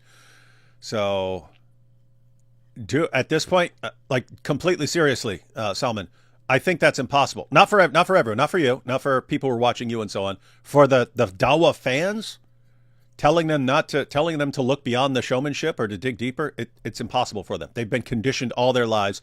Just go with whoever's thumping his chest the loudest and putting on the best show. That's what they've been programmed to love and respect. And I have to say you are massively outgunned on this issue. Because if they know we have an entire community out there that respects nothing but chest thumping and running your mouth and putting on a big show, and you're coming calmly and just putting forward evidence, you've already lost with the Dawah community, not with others. You have other people who are actually paying attention, looking at the evidence and so on, and people who are going through the evidence like we are. But with the Dawah community, you've already lost that one. You are not winning the Dawah community on this, unless it's the Dawah community who are already against Mohammed Hijab and Ali Dawah. They might actually listen to what you're saying. Question the motives. Use your God-given intellect, because the truth is not always loud. It is. This guy's giving awesome advice, but it's use your God-given intellect, not the theatrics. Right. But then you're out of Islam, dude. Oh wow, I like this guy. It's just, it seems like you're in the wrong religion, dude. You are just causing Muslims to go after him more and more the moment you say you like this guy. This is my hero. This is my favorite YouTuber on the planet. He is the greatest of the great. But I mean, think about this. Can you imagine the Dawah guys? What? He's telling people to use their God-given intellect. How dare he? He's saying don't go with the showmanship. He's trying to destroy Islam. What is this religion? Often buried beneath the noise. Now, I want to highlight something Ali Dawah said that I completely agree with. Salman, who's an unqualified person, who has no Islamic credentials, who is somebody who is obsessively obsessed. He's made his whole dunya, his ex-wife dunya. What the heck is that hat? Was he at a hunting lodge? Is he going hunting? Where is he? Looks like he's at a hunting lodge or something. Yeah, we line up our future mutawwives and they have to run out the house for us and we have to hunt them down. When somebody like that who's raging in anger. You are right, Ali. I am not qualified. I've never claimed credentials in Islam. I'm not a scholar nor a teacher in our deen. I never pretended to be. And let me reiterate to everyone watching, do not look to me for religious guidance. I won't. Go to the sincere scholars, not the storytellers, not the clout chasers, not the reactionary. It's weird. Don't listen to me. Guess what? They weren't. They were listening to me more strong than you. You know strong, me strong. Ha ha! Little banger mutawais. That's who they listened to. Let me strip in front of the Chinese embassy and shake my pecs for the ummah. YouTubers. And we're the bad guys. We're the bad guys in all this.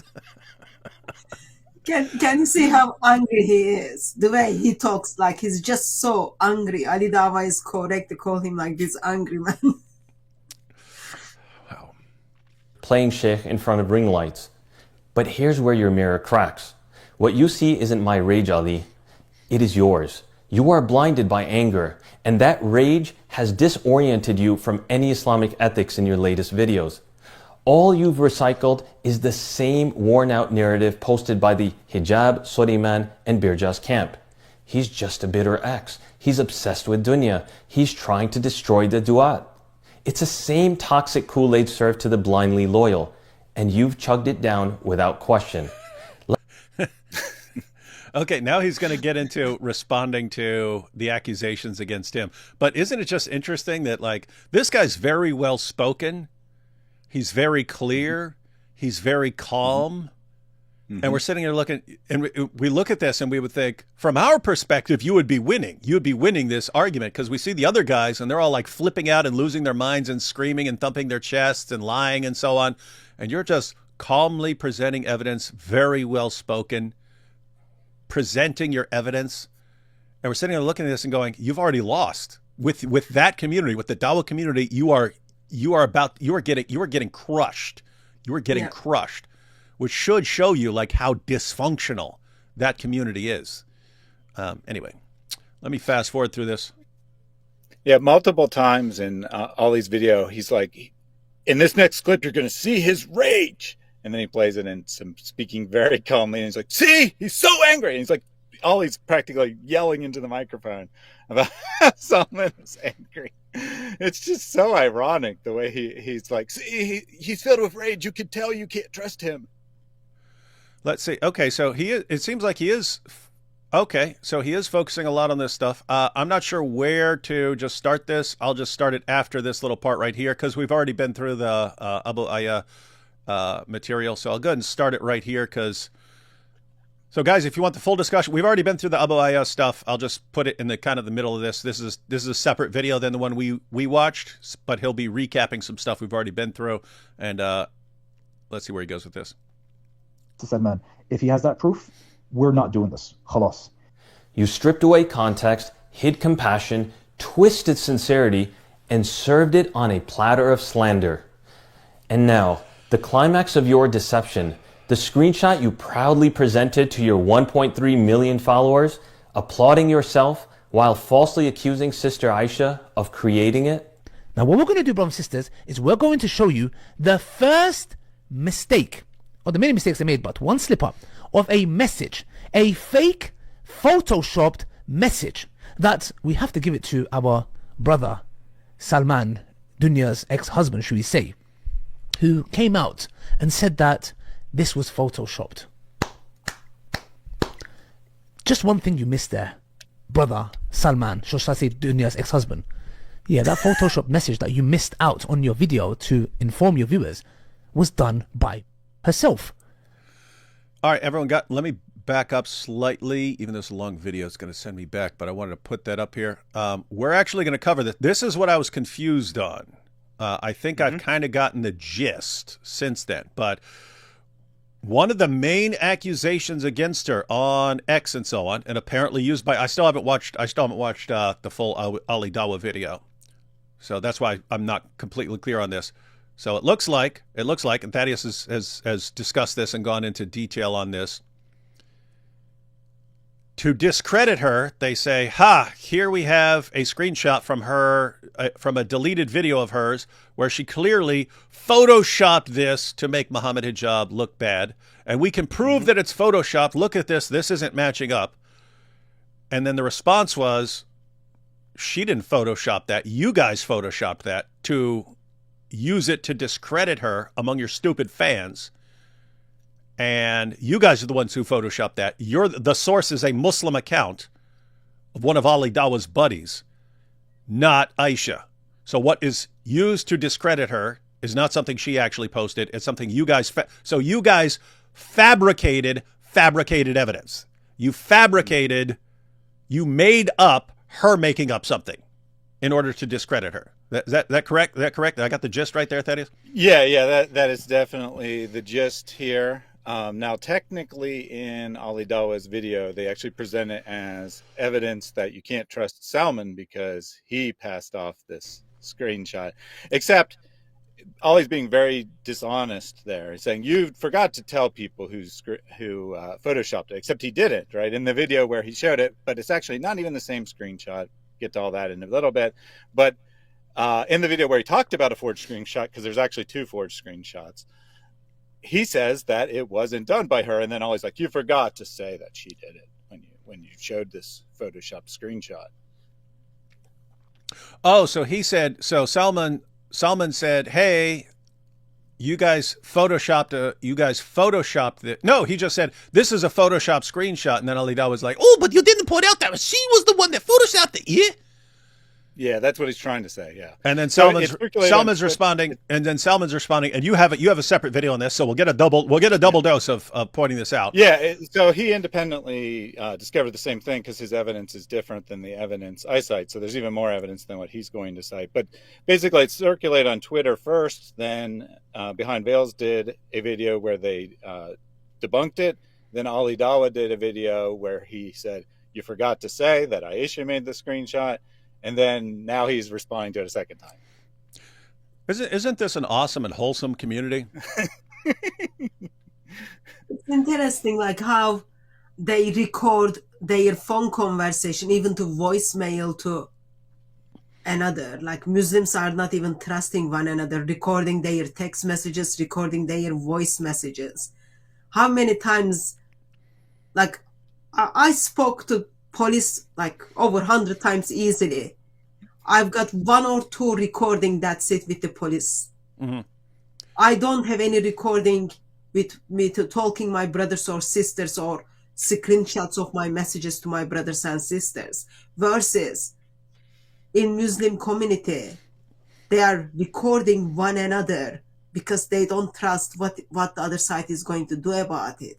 That's very, like, I don't know, not safe at all. Like, they don't even feel safe from one another. Yeah, so guys, everyone getting that? That's a serious problem. I'm trying to think. I have a couple of times recorded a conversation. It was with people I knew I could not trust. It was people I regarded as completely evil. And I was like, this is a person who will take everything I said out of context or post a little clip and completely distort it. And therefore, I need to record the entire conversation. So if they try to do that, I can say, well, I've got the full recording here. That's only happened a couple times ever. It's never crossed my mind while I'm talking to my wife. I need to make sure I'm screenshotting everything and recording everything in case she uses it against me. Never crosses my mind. It would never cross my mind if I'm messaging Thaddeus or Hatun or AP or anyone else that I interact with. I better screenshot everything and record everything for when this inevitably, blows up in my face. And yet, as Hatun were just pointing out, you've got everyone on both sides. So everyone, Aisha and the Behind Veils side, and everyone on Mohammed, Hijab, and Ali Dawah's side, everything they're discussing ever, they have to understand. Oh, I need the screenshot. I need the screenshot. And you can see why Mohammed Hijab had his stuff set to delete after she's read it and so on. But she's showing this stuff later. Why? Because even back then, she's like, I need a record of this. I need a record of this. I may need a record of this. They don't trust. And then when they show up, they've got all this stuff recorded from her, and they've got screenshots of her, and not just of her, like every place that she is, everything she's posting on Twitter from way back in the day, not from now. Oh, it's blowing up in our faces. They're keeping records on her for years, just in cases. This is, what's that mean? I mean, none of these people trust each other, which means they all understand. What's that? What happened to that, like, strong brotherhood, strong sisterhood in Islam? They don't trust one another. They are willing to kind of just like, I find this very dangerous. Like, you are living, sharing life with people under the same religion, and all you are doing is recording the voicemail you left to other person. Here's the irony. When we say we don't trust these Dawah guys, we think they're a bunch of liars. And they're, how dare you, what a bunch of Islamophobes. Wait a minute, you guys don't trust each other. You guys know you're a bunch of liars. Your wives don't trust you. No one trusts you. Everyone knows you guys are the biggest bunch of liars the world has ever seen, including you. But when we say, it's the same thing with Islam. They can run their mouth, oh, Mohammed and Aisha, yes, he banged the 9-year-old.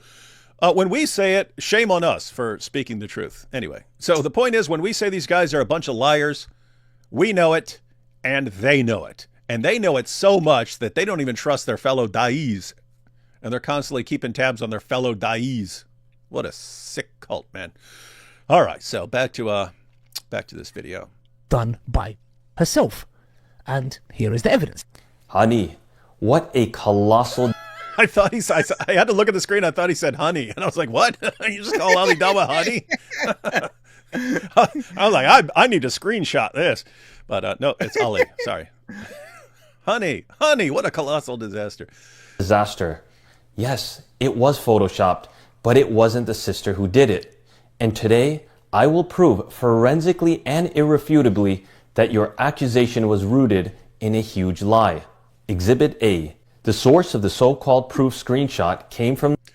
All right, guys, this is hard to see on the screen without... this is going to be hard, so we'll listen to it here. You can always go to the real video, and I'm looking at the matter of fact, looking at this, I can tell this is something they have on their website, because this is how the stuff is set up on their website. You can go to Behind Veils, the Behind Veils website, if you want to look close up at this. We'll just kind of take his word for the stuff he's saying and understand that we can look at it more closely later.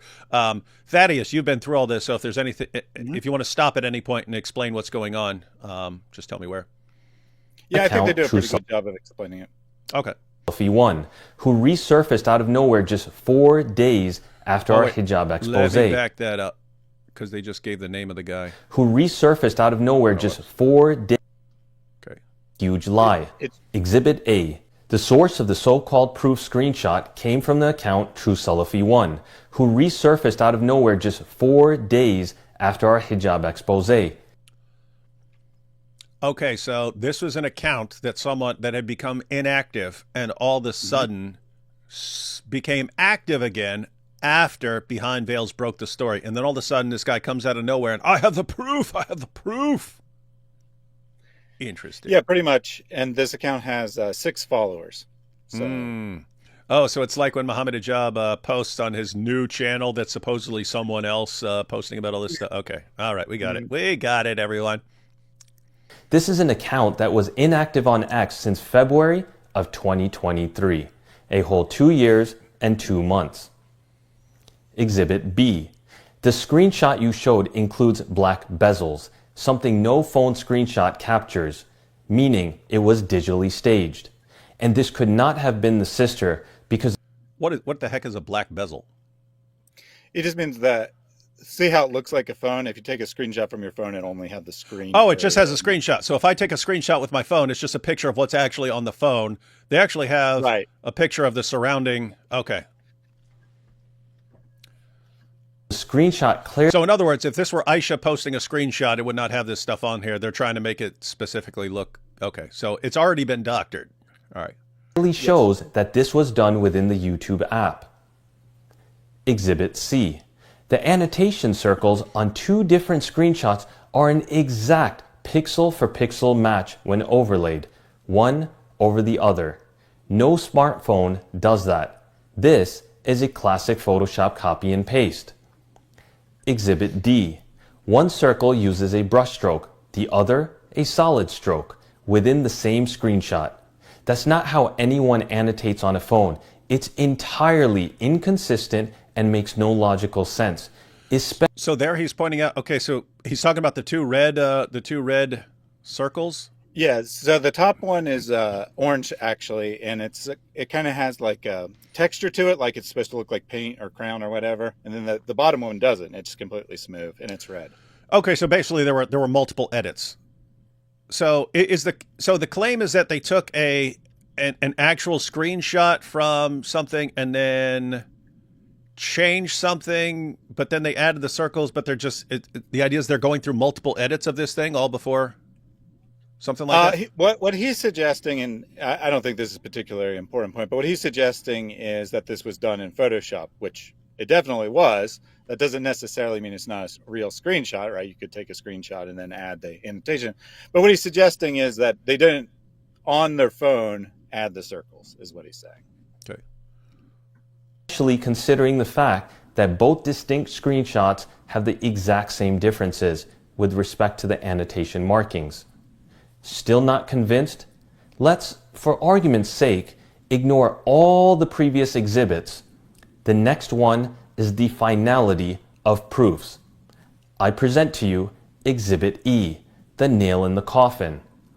Zoom into the screenshot. The annotation marking appears beneath, underneath, below the YouTube share icon. So whatever that red circle is, you can see it is beneath the share icon. So the share icon would be in an actual YouTube, like a YouTube short or something like that. Right.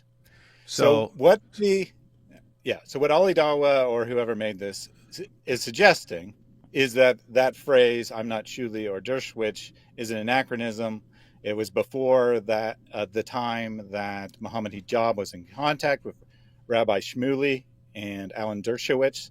So she couldn't be talking about them because the date is before that. So they are circling that. hang on. So Mohammed Hijab debated Rabbi Shmuley and Alan Dershowitz last year, 2024. And Right. so they're basically saying she shared this as evidence against Mohammed Hijab, and it's supposedly a discussion from years ago. But in this screenshot, she refers to Shuli and Dershowitz. And so it's clear that she made that up because that happened in 2024. So it must be made up. And then they're claiming that they screenshotted this. So this would be the takeaway, I guess.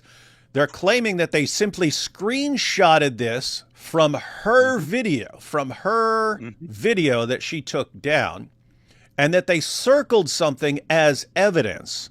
However, they screwed up because they're circling, which they supposedly just, took a screenshot of what she did and then circled it. The share button, the share graphic is above, it's over top of the red circling, which means they're the ones who posted this video and then screenshotted it after they added the edits, or after they did the circling. That's the claim? Yeah. So in one way or another, whether they put that share thing there in Photoshop or they uploaded this fake screenshot they created to YouTube to put the overlay over the top of it, either way, the circle is below it. So the circle, they're saying this is a screenshot from her channel, and then they're circling her air. But it would have to be in the screenshot. The circle would have to be. So she did circle her own air and then upload a video of it to her YouTube channel. So the bottom line is this screenshot is taken not from her. It can't be taken from her video because she's not circling her own. She's not circling her own evidence against her. They're adding the circle, but we know the screenshot is taken after that circle was added, and therefore it's not from her video. It's from something they posted. And so, yes. Okay, all right. Let's see what he goes with this. See where he goes. That is impossible unless it was composited in Photoshop. You cannot draw behind a UI element in a screenshot unless you were editing it in a graphics editor and did a sloppy job with layering the red annotation marking. For those of you watching, pull out your smartphone, go to a YouTube short, take a screenshot, and try annotating underneath any element within the screenshot. It simply is not possible. Let me see what this says. The forensic analysis proves without a shadow of a doubt that the screenshots were not posted on YouTube by Sister Aisha and were photoshopped along with the annotations. Yes. The world would like... basically... Oh, go ahead. Okay, sorry. Go ahead. No, go ahead. I was just going to say, basically, they made up the screenshot. So and there's context to why they did that, but that's in my video, so we can see that later. So there's basically things that they are accusing her of, which are correct as far as they're presenting accurate information. Namely, her saying, I viewed Mohammed Hijab like a god. There's that. She actually said that. There's her trying to contact us for help. That actually happened. But this didn't happen. They made this up about her to discredit her. And so someone behind the scenes actually spent time fabricating something that supposedly came from her and saying, look, she's lying. She photoshopped this, when they photoshopped it and then attributed it to her so that they could convince their dumb Dawah fans to discredit, to not believe anything she's saying. Look, I mean, just think about how screwed up this is. They're saying, look, she fabricated evidence against the person she's criticizing. Therefore, you should never trust anything she says. But they're the ones who fabricated this, which, if you took their criticism seriously, would mean we should never trust anyone on your side again, Ali Dawah. We should all say, oh, no, look, Ali Dawah's side is fabricating stuff. We can't trust him, because that's what you're saying about her. But you're the ones who are doing it. And what the amazing part is, I bet not one of Ali Dawah's fans is going to be even slightly bothered by this. They just don't care.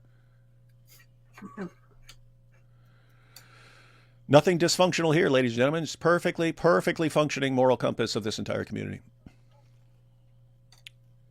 I guess it's just on the screen because I'm playing the video.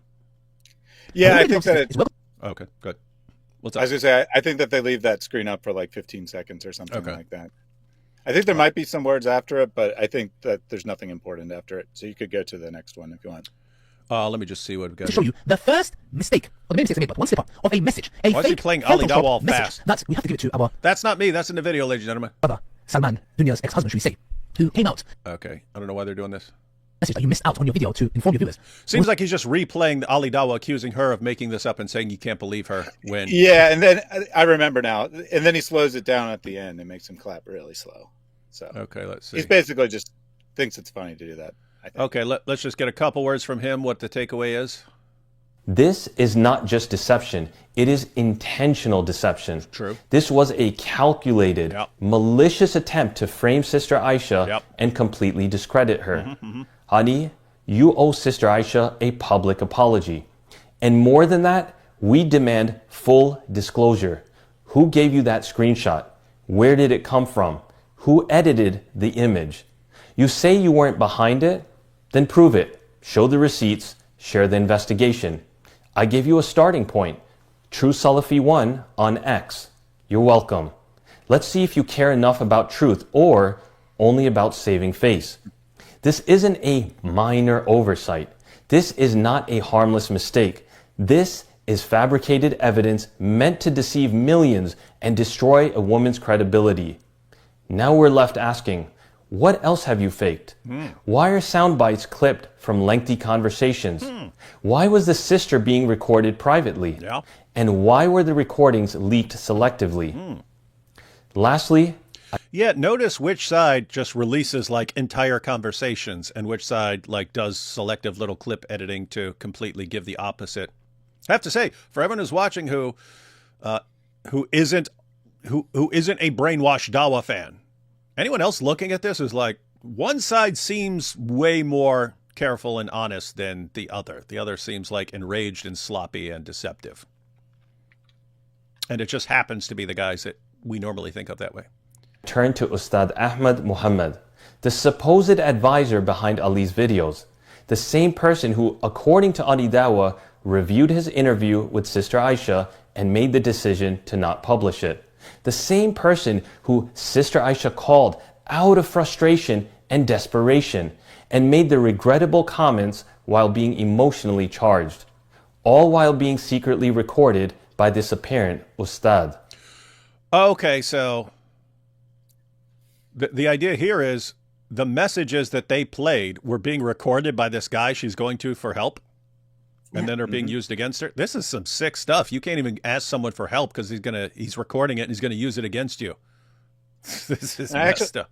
Huh? I actually missed that the first time, but what he just said in not so clear words was that call where she's cursing Mohammed Hijab is calling Ali Dawah's spiritual advisor, who supposedly told him to can the video after he's made that decision. So she's calling him and expressing her frustration on him, saying that the interview she did is going to be trashed.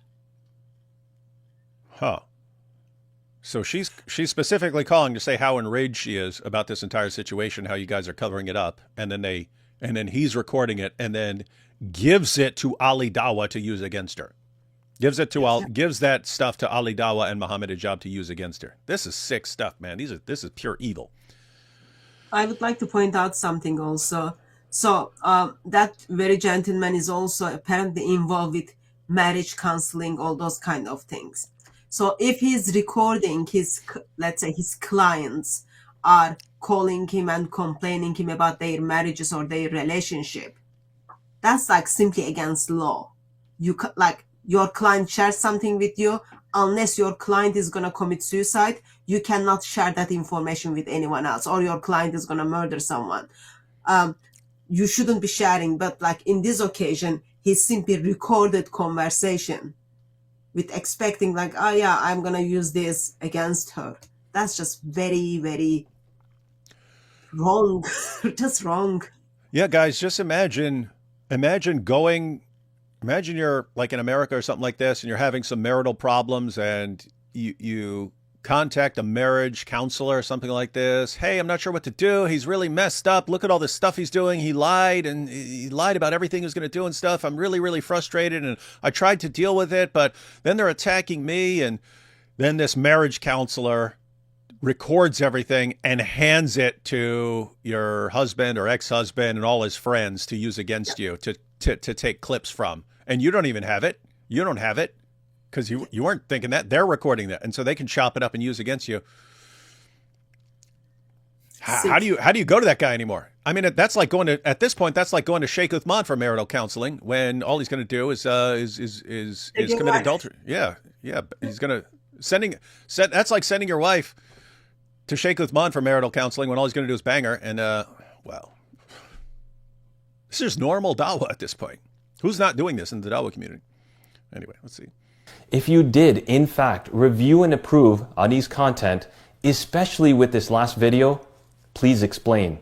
How did you greenlight slanderous hypotheticals implying that I committed zina? Even if said hypothetically, that is a major sin and a grave offense. Okay, so now he's getting back into the stuff with himself. Yeah. Okay, maybe he's, there's a couple more minutes, guys. You can check out this video on Behind Veils.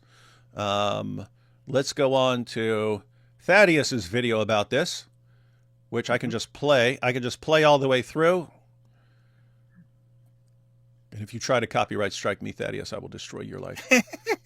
I will humiliate you. I'm recording all of this. I've recorded every conversation. I've screenshotted everything. All right, let's play Thaddeus's. It's around 5 minutes. We'll just go ahead and play Thaddeus's video.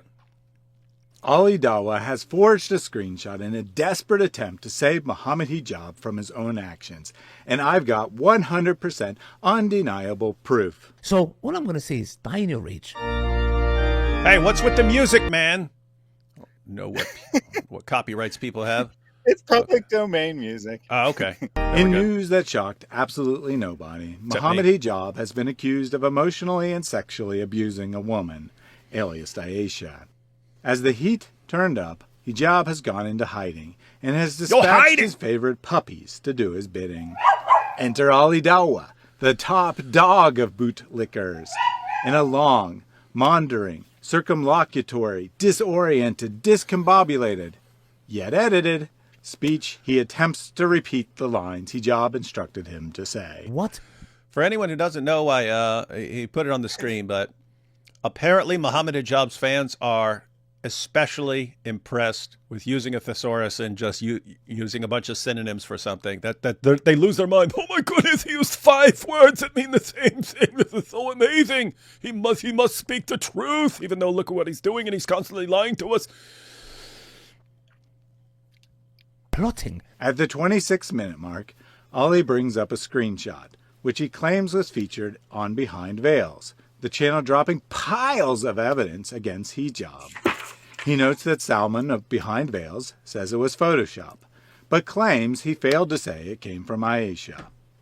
This is a double lie. You are an outright liar. You know what's fun about watching Thaddeus's videos with Thaddeus is he smiles and laughs at his own videos. Like he clearly enjoys watching his own videos. Like, that's a great point, Thaddeus. Oh, wow, that's a great joke, Thaddeus. But he's Thaddeus. Isn't that weird? Anyway, It reminds me of I saw a Jack Black interview when he was talking about watching his own stuff, and he's like, it's kind of embarrassing because I crack up laughing watching at my own stuff. But that's that reminds me of Thaddeus here. One, it is not the same screenshot. Well, number 2, you have psychological issues. Number 2, Salman explicitly says it didn't come from her. The problem? It never originated from Sister Aisha. Its actual source is an otherwise unknown X account called True Salafi 1. As actual screenshots from Aisha were surfacing, this account of 6 followers tweeted proof that the screenshots were fake, showing one no one else had seen. A 2023 chat showing a profile photo from a December 2024 fight, True Salafi wrote. The X thread was filled with people laughing at the stupidity of not realizing profile pictures update. So a screenshot made today would have today's profile picture, and the proof failed. The evidences does not match. Fortunately. What's that? Good. So if you pause real quick, so they actually did a attempt at a fake screenshot to disprove her, and their evidence was that, oh, you see this screenshot from 2013 has a profile picture that Mohammed Hijab used years later. And then everyone's like, that's not evidence. Because you take a screenshot today, it's going to show the current profile picture. And so then they had to make a second fake screenshot. Mm-hmm. Okay, so it would be similar. So it would be similar on like Twitter, that if I had screenshotted a tweet from Mohammed Hijab from 5 years ago, and I screenshotted it back then 5 years ago, it would have had his profile picture from then. But if I were to pull up a tweet now of Mohammed Hijab from 5 years ago and I screenshot it, it will have his current profile pic, even if it's from a tweet from 5 years ago, something along those lines. And so you're saying whatever. Yes. Yeah. Okay. Yeah. So that, and people were, the Muslims who were reading this were pointing that out, and they're like, this isn't actual proof of anything, because the videos that had now been pulled from our channel, but they were only posted within the last couple months. So if the screenshot was taken within the last couple months, then it would have the current profile picture. Second attempt was made, this time allegedly showing an anachronism in the conversation. Ali Dawah explains. There is a voice note right underneath. Why don't you press play, bro? Sorry, wrong clip. But you do have to admit that not being able to play a voice note on the screenshot is pretty strong proof it is a fake. If you have no idea how screenshots work. Yeah, that flipping clown. Let's try again. This was on 10th August 2023. This happened before October the 7th, which meaning that Hijab did not know or did not have any communication with Shuli or Dershowitz. You'd think someone of Ali's caliber would know it's Rabbi Shmuley and Alan Dershowitz, not Shuli and Dershowitz.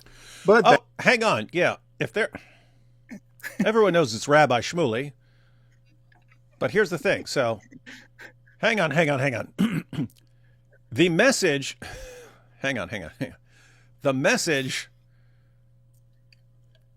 that is being used by Ali Dawah to show, this is all made up, calls him Shuli. But Ali Dawah also calls him Shuli. So Ali Dawah thinks he's Shuli. And then the fabricated message says Shuli. Yes. I think I know who's behind the fake. Sorry. All right. Okay, let's go and play this. And again, he is just reading the script he was told to say. It made me embarrassed. Looking closely, something is off about the phrase, I'm not Shuli or Dershowitz. This was photoshopped. But let me come back to that. There are several details that appear to be wrong. The subscribe button is missing next to the channel name. There's no top icon bar from the screenshotter, just Aisha. There's 2 bottom pull-up bars, and the YouTube overlay is missing the back button and the word shorts. These discrepancies might have explanations of varying plausibility. But what about the video title, which reads, He Threw Me Out? Ali Dawah's own video, proving it came from her channel, shows only one now deleted short. And it shows it titled as I trusted him and was told I shouldn't. Wait, so his only evidence of a short on her channel had a different title from the one that they supposedly screenshotted here. Yes. Okay, all right. That video incidentally shows the correct current shorts overlay. Wait. So they did have they had in his proof, just trying to be clear on this to make sure I understand it. In his proof that she did have a short on her channel, he provides a screenshot of that. But that screenshot is completely correct as far as what should be on the screen if it's an authentic screenshot. But then he's using this other screenshot and he's acting like it's from that video, but stuff is all screwed up and is not what you would have in an actual screenshot. Yep, that's correct. It's technically a screen recording. It's a video, but same idea. All right. And then there's the smoking gun. Take a look at that circle of Shuli or Dershowitz, supposedly added on top of a screenshot of Aisha's video to highlight her air. Look closely, guys. Well, it does highlight an air, all right. Somehow, the YouTube overlay is on top of the circle. Which is actually very weird. The only way this could happen is if the person who circled the suspicious words also added the YouTube overlay over the top of the words he first wrote himself. Absolute crackhead. So, Ali Dawah, what do you have to... You learn nothing, man?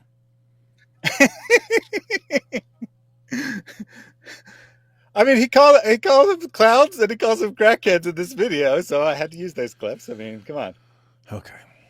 Say about this proof. It made me realize the mistake that I did. I see. And what should your audience ask themselves? If this has been forged, what else has been forged? You need to ask that question to yourself. And what would you say about anyone who goes to Hijab to learn about Islam? You're going to go to the vilest of the vile and the most satanic of the satanic. And what about you? Hang on. Is he calling me the most satanic of the... That was for me, right? He's calling me the most satanic of the satanic? That's awesome, because, I mean...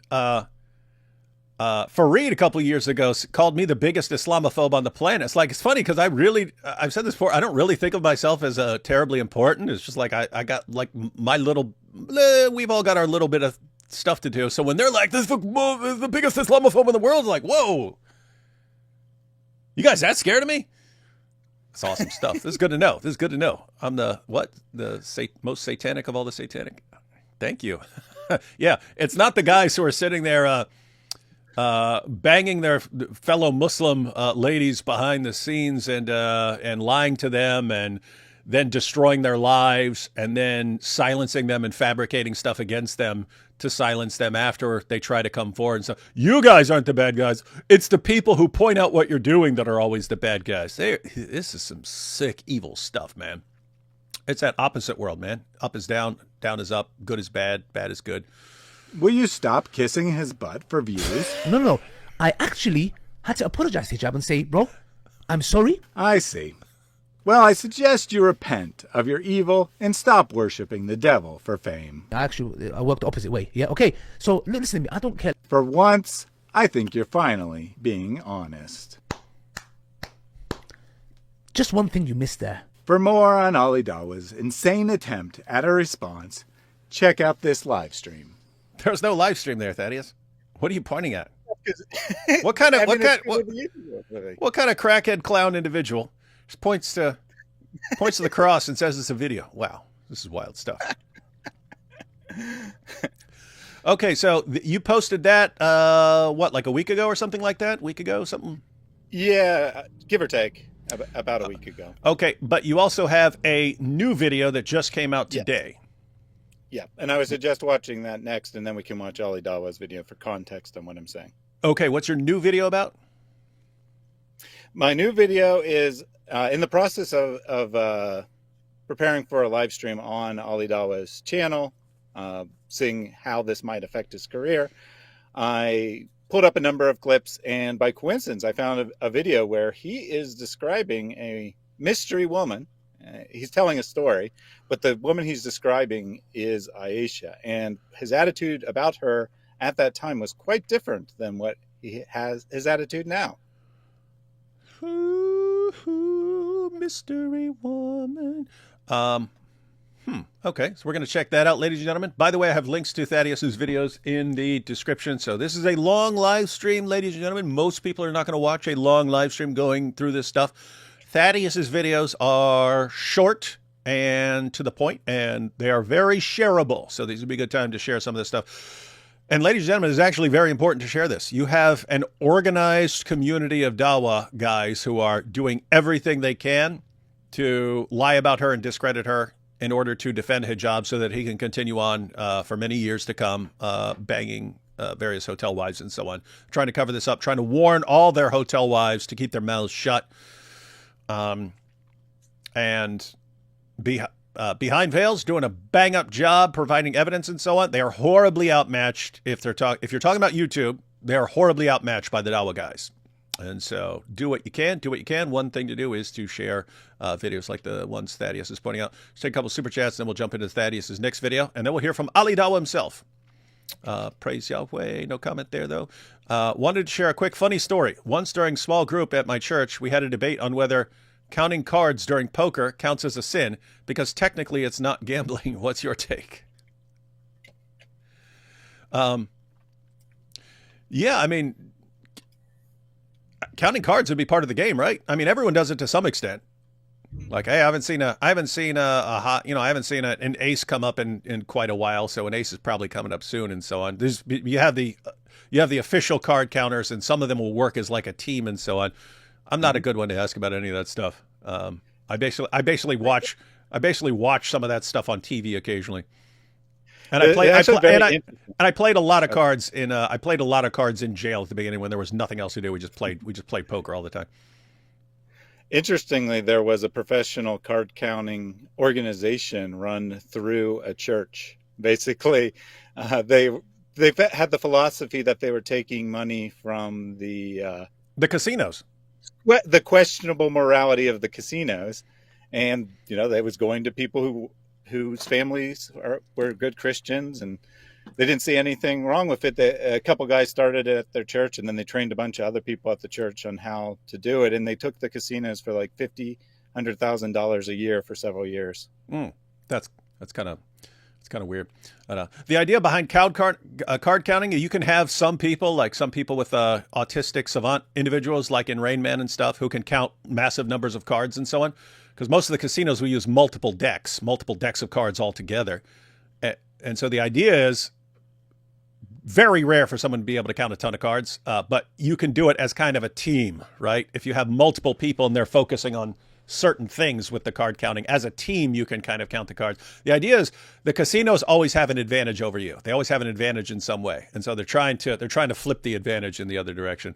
But yeah, wouldn't be something I'd be terribly interested in. Yeah, I wouldn't recommend it. Yeah, I wouldn't recommend it either. Why are there so many chocolate shakes with vanilla wives? What's wrong with you, man? Afridi, I challenge you to Mubahala. Yeah, notice Mohammed Afridi, quick to toss out death threats, but not quick to enter into Mubahala. McDonald's won't allow it for brand protection reasons. We didn't say anything about McDonald's allowing it. No one said one word about McDonald's allowing it. How do parents see their daughters getting involved in McMutta? Screenshot. McMutta. McMutta marriages. How do parents see their daughters getting involved in McMutta marriages like this? What argument could they use against it, especially Shias? Generally, parents would not like this. But what you would say as a parent, you guys can give your thought. What you would say as a parent is something along the lines of, yeah, it's not ideal, not good, and not something I want for my daughter, but it is allowed in Islam. It's like beating a woman. It's allowed in Islam. It's allowed in the Quran. Do you want someone beating your daughter? No. And it's just like polygamy. You could say as a Muslim, yeah, polygamy is allowed in this religion, but I don't want my daughter in a polygamous marriage. And you certainly wouldn't want your daughter being basically, relegated to the level of a prostitute. So it's a situation where you say, here are things allowed in my religion that are allowed, but are not ideal, and I don't want them for my daughter. But those are the kinds of things that should wake you up as a parent. Why does my religion say this is fine to treat my daughter this way when I know that it's messed up and I would not want this for her? In other words, why is Allah okay with this and I'm not? I think there would be different view regarding whether your daughter is being divorced or has been married before or not. If your daughter is was single, then you want first marriage to be normal marriage. But if your daughter has already been married off or divorced or not virgin anymore, then your view changes, because that's becomes different type of income, and the way you see your daughter is different. Like there was a documentary done in Iraq I remember that. about her, the way, like, if the girl is virgin, there is not much to say about it. There is so much to say about it, and then how much money you can get. But if the girl is not virgin, she's already been seen as like, oh, she already dirty, she's already been divorced anyway. Let's kind of find ways for her to support herself. I think in England, now there are ways, even if the virgin is involved at mainly at university stuff, there are like medical ways you can get that fixed if she's going to get married in the future. But ideally, parents probably would choose in a way whether daughter is virgin or not. And some parents don't even know what the children are doing, so you can go and simply get certain things under NHS and no one knows. When you used to have debates with Nabil, did you read Mirza Ghulam Ahmed's books? I read his book, Jesus in India, and thought it was complete nonsense. I know we read some Ahmadi stuff, and I read some of Mirza Ghulam Ahmed's stuff, but in my mind now, remembering, because this is like over 20 years ago at this point, I don't remember, when I'm thinking about how stupid stuff was, I don't remember if it was, I'm thinking of the stuff from Mirza Ghulam Ahmed or from one of his successors, because they also wrote stuff, and so it's all jumbled together in my mind. But it was some of the most idiotic stuff I've ever seen in my life. Like one we read, and it was like, I just read like 10 pages, and it was all bragging about how brilliant the arguments were and not even giving the arguments yet. And it's like, and no one can refute this, and these arguments are so powerful that people tremble before them. And it's like page after page after page about how brilliant the arguments are. And I finally get to the arguments, and it's like the stupidest stuff I've ever heard in my life. And it was like, if God were a trinity and not one, then planets would be shaped like triangles and not like spheres, because the sphere is because God is one. If God were a trinity, he would make planets in the shape of triangles. And these are these powerful arguments that no one can respond to. It's like, this is so insanely stupid. But anyway, so yeah, we did go through some Ahmadi stuff. We did read some, I did read some Mirza Ghulam Ahmed stuff, but I don't remember in my mind which was which, as far as Mirza or his successors. 1,400 years later, Muhammad is still abusing Aisha. Islam truly is stuck in the 7th century. Yeah. That's true. From Celeria, finish the video edit, time for dinner and a show. Yeah, guys, check out Celeria's. Celeria's been posting Islamic Dilemma videos, but he's been going through this stuff very, very carefully and so on. So check out those videos.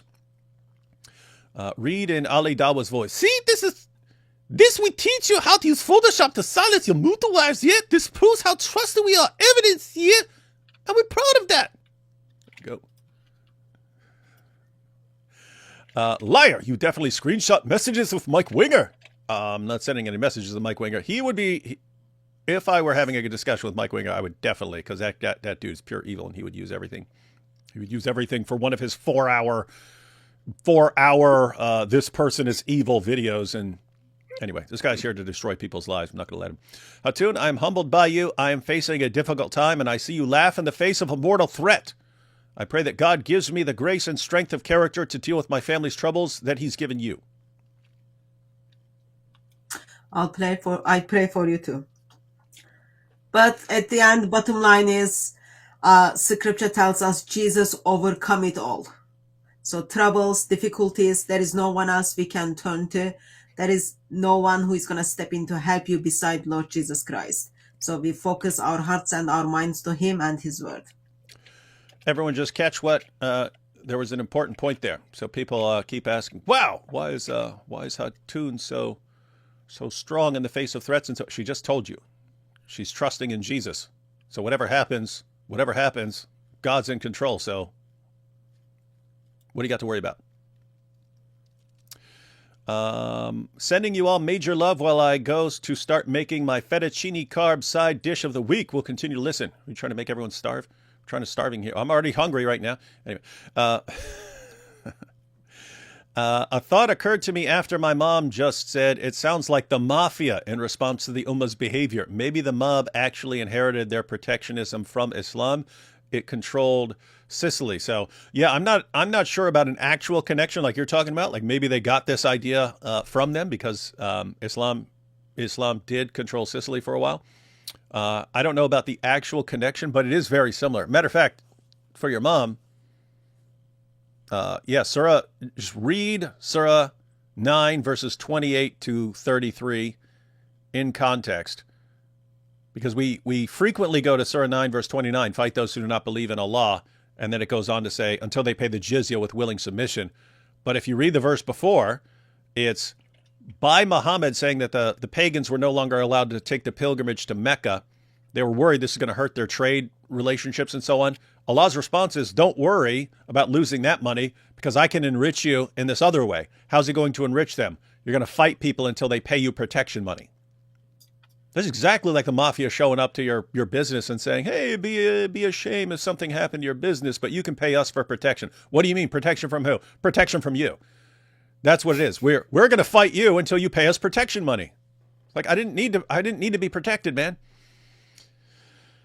So, yeah, it is exactly like the mafia. But for an actual historical connection, yeah, you might want to look into that. Are you a fan of Tim O'Neill, History for Atheists? No, that has no. I'm not commenting. It could be the best channel in the world, but I have too much, and so I'm not following most channels. But not familiar with that. Any of you guys familiar with that? Nope. History for Atheists? Yeah, me neither. D Wood, please do this Dawah voice. Yeah, we's not so good at what we's trying to do, yeah. Yeah, it is. It does suck how bad they are at this, even though you'd assume they'd be experts now because they're like experts in deception. I'll tell you what though. I'm completely serious here.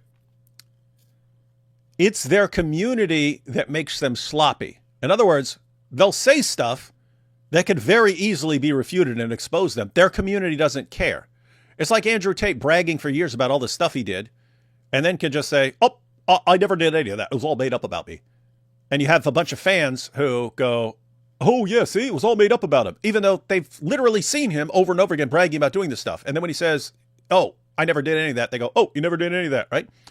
Your community convinces you that you can say whatever you want, no matter how obviously false and deceptive it is. And they'll cheer you on anyway. And what that does is, it programs you that you don't have to be careful. You can be extremely sloppy because your community doesn't care. And so someone like Ali Dawah, you'd think, oh, these guys should be masters of deception by now. They don't have to be careful. They can be sloppy with their deception. They can be easy to expose. They don't care because their community doesn't care. They don't care. At the end of the day, if their community doesn't care, it doesn't matter if you have a problem with it. It's their community that is propping them up and treating them like heroes. So, they've been programmed that they can be as sloppy as possible in their deception. It doesn't matter because their community doesn't care. That's kind of the takeaway from all this. Every heresy hates Paul. Yep. Including Islam. Who's more trustworthy, the false god, Allah, the greatest of deceivers, or Dawah guys? And we're proud of that. The challenge of the liars continues. That could be a video. Who's more deceptive? Imaginary places, Mecca, Medina, Al-Quds, and Gaza. Very rude and Islamophobic. I read online that the keffiyeh was originally Jewish before Yasser Arafat appropriated it. Is that accurate? I don't know. It is a traditional Arab head covering. I don't know if it was also Jewish before Yasser Arafat. I don't know. All right, so we're ready to jump into Thaddeus's next video? Mm-hmm. All right, everyone. Here is Thaddeus to present yet another problem for the Dawah guys. I even said to her, let's do a video, I will interview you. Go public. You've probably seen or at least heard about Ali Dawah's pathetic attempt to defend his buddy Mohammed Hijab from serious accusations of abuse and misconduct leveled by a woman alias Aisha. His primary argument is twofold. You can't trust the testimony of a woman, repeatedly mocking the idea that the accuser's testimony has any value, and you should keep such matters private, citing the example of the Prophet of Islam. Look, if you come and say to me, Ali, you are lying. Brother, I'm not lying. Her testimony is her evidence. Following the Sunnah prophetic tradition is what? A man, Sahaba, comes with a major sin. The Prophet ﷺ moves away 4 times. Nope, we didn't know.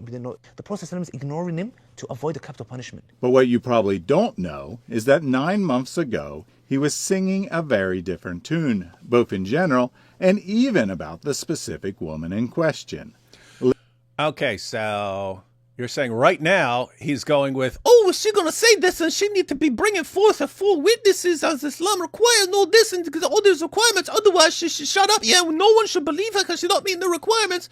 You're saying if you go back before all this was being used to target Mohammed Hijab, it would be, oh, yeah, you need to come forward and share your story, sister.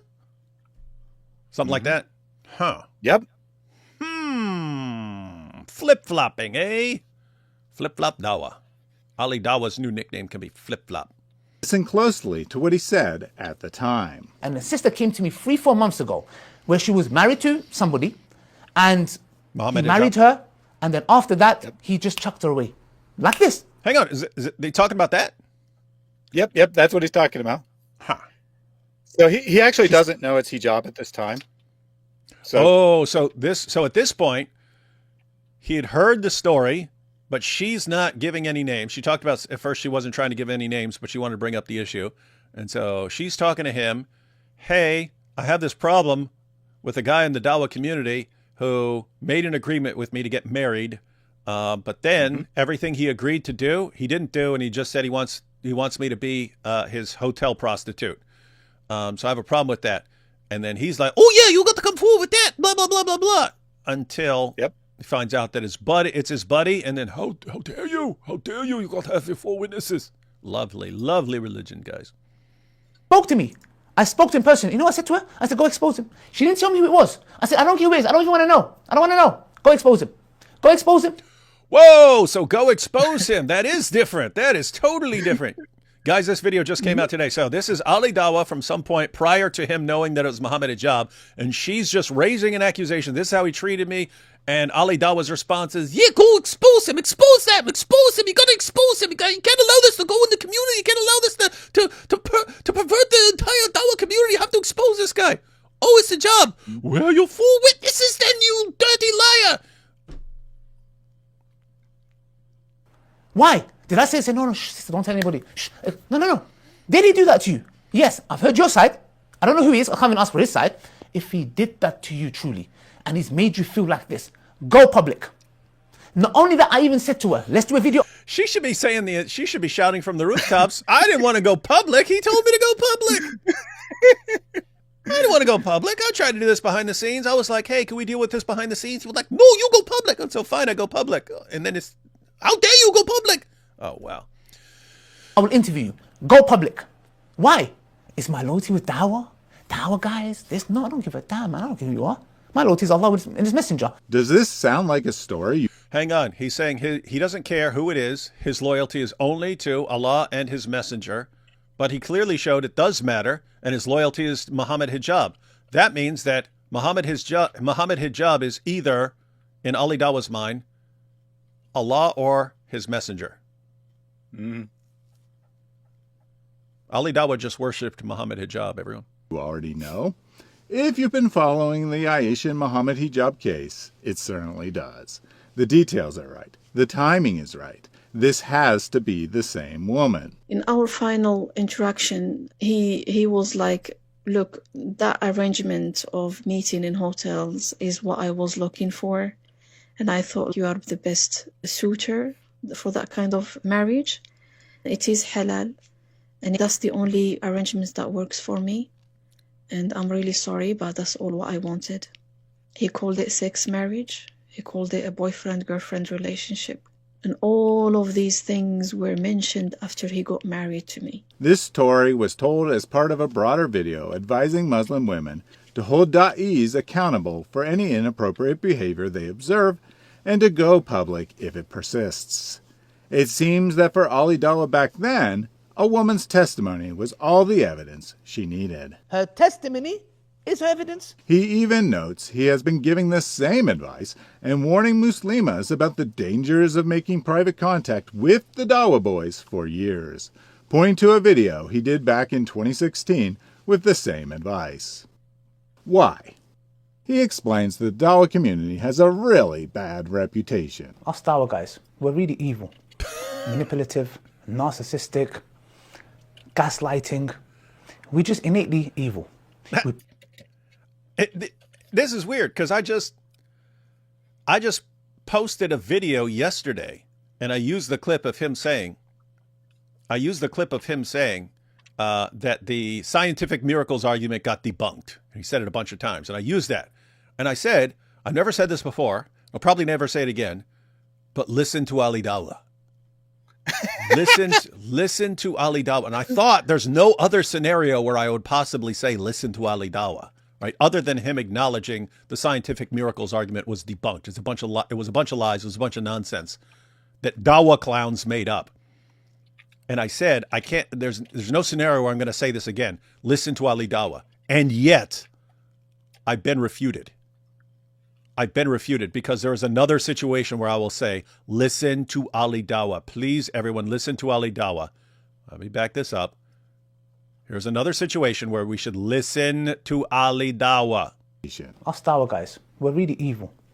Manipulative, narcissistic, gaslighting. Yeah. We're just innately evil. We prey on those that are vulnerable, especially our Muslim sisters. And for good reason. So he is not being sarcastic. Listen to Ali Dawah, ladies and gentlemen. Listen to Ali Dawah. The man spoke the truth right there for the second time. Yeah, he's not being sarcastic. He's not agreeing with it either, but he's saying this is the reputation our community has. That the Dawah boys behind the scenes, this is what people say about us.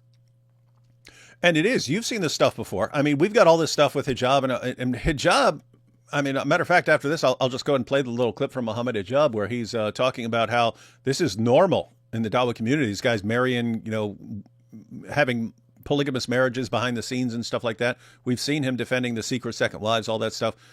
But we're familiar with all that stuff, but we've covered like Central Dawah and so on, like where they're arguing in a meeting about how they're using Islam and so on, and then they'll bring it up. Well, why are you sending? We'll say penis pictures. They call it something else, but sending penis pictures to Muslim women and so on. They're like, but you do it too. And it's like, yeah, but I'm not saying this. And so, but it's like standard for them. It's just like normal behavior, and they're all blasting each other for it. And it's like, well, it's okay for me because I'm not saying that I'm this, but you are saying that you're that. Well, it's okay for me. How dare you criticize me because you do it too? Like disgustingly dysfunctional. And here you see Ali Dawah acknowledging the reputation these Dawah guys have earned over the years with their terrible behavior. These are the guys who we're supposed to listen to on matters of religion. These are the guys who are here to civilize us with their powerful message. Especially our Muslim sisters. And for good reason. He goes on to explain how it's very easy for a lonely or otherwise vulnerable woman to be swept up in the fame of a da'i and be coached into doing things she otherwise would never do. If there's anybody that can talk about this issue of vulnerability of single mothers and speaking up for their rights, it has been me. And I don't want a cookie and a thank you very much. I don't need that. And I'm not doing this to boast. Did you hear this? If there's anyone who's going to speak up for you, okay, I spoke up, and what did you do? I silenced you, and then I lie about you, tried to discredit you. What a religion, man. As people in the public sphere, Dawah or not Dawah, you have a great power in your hands, because when sisters see you, sadly, they have this attitude of, oh my gosh, it's Ali Dawah, or oh my gosh, it's this person. They have this. The only way to combat this... Dude, I mean, he just said it, that these women have in their minds, these guys are so great, they're so wonderful, I'll do anything these guys said. That's exactly what she said. It was like, Mohammed Hijab is like a god to me. But she said what she meant in that. She's like, all the sheikhs, they're telling her how great this man is and stuff. And it's Ali Dawah saying, yeah, they have that attitude, we're so great, and they're going to listen to anything we say. And she says that, and then they use it against her to destroy her and say she's not credible. Let me go back here. Oh my gosh, it's Ali Dawah, oh my gosh, it's this person. They have this. The only way to combat this, he explains, is for women to go public so the Dawah boys no longer think they can get away with it and stop acting so inappropriately. My dear sisters, if it is me messaging you, whoever it is, if you see us cross the line, you put it on us and you warn us. And if you see us carrying on, you go public and expose us. Well, that's what one of them finally did, Ali Dawah. And what happened? You destroyed her. You tried to destroy her life and anyone who stands up for her. You're claiming that you're the one who stands up for her. You're not. Behind veils, Salman and Abu Aya are the ones who are standing up for her, and you're trying to destroy them too. You giant hypocrite. You want what does he want? Is he actually concerned for the good of women in the Ummah? No. He just wants the reputation so that he can act like he actually cares. He wants that reputation. When it actually comes down to it, whose side are you going to be on? Your Dawah bro or the woman who is trying to expose how horribly she's been treated by him? Whose side are you on? Dawah bro, 100% of the time. You lying hypocrite. After nearly a decade of beating the same drum, everything And suddenly same changed women. in the last 6 or 9 months, and now Ali's opinion is the exact opposite. No one should ever go public with such information. You address it in private, and you wipe your hands of the whole affair, whether you get resolution or not. What happened? Well, remember what he said in that clip. She didn't tell me who it was. I said, I don't care who it is. I don't even want to know. I don't want to know. Ali did the interview as planned, but afterwards he accidentally found out who it was that had abused Aisha. Once he knew it was Mohammed Hijab, he ran crying to his special buddy and showed him the footage. Hijab told him to delete it, and that was that. Footage gone, never to be seen again. Ali said all of this himself. However, later on, I did find out who it was. I came to this very house, and then I played this thing. I said, somebody approached me. Yes? And this was my indirect way of getting Hijab to, see, we played the full interview. This all happened in this very house. So that is the reason why I did not release the video. This is the reason why I actually even deleted it. But now he says he was being unfair to Hijab when he did this. I ended up being unjust towards Hijab. I actually had to apologize to Hijab and say, bro, I'm sorry. It's just I didn't want to be biased, and I took the interview, whatever. Recall again what Ali said 9 months ago. Is my loyalty with Dawah? Dawah, guys, I don't give a damn, man. I don't care who you are. My loyalty is Allah and His Messenger. Ali was probably being truthful. He didn't care who the interview exposed, until he learned it was his special friend, Mohammed Hijab. That changed everything, and suddenly the sin had to stay secret. Ali Dawah's loyalty might be with Allah, but Allah is definitely a few rungs down from Muhammad. Hijab, that is. As for his prophet Muhammad, he endorsed the hiding of sins of his friends, so that they too would avoid any consequences. The Prophet ﷺ wanted to conceal the major sin of a companion that has done. A major sin. This is the prophetic tradition. It turns out that Ali loves Hijab so much that he's even willing to forge evidence for him, as I prove in this video here. What video? It's embarrassingly terrible. Wow, guys, that was a good, nice, concise video that really exposes Ali Dawah's complete hypocrisy on this issue. So, I mean, go ahead. Sorry, I just wanted to make a point.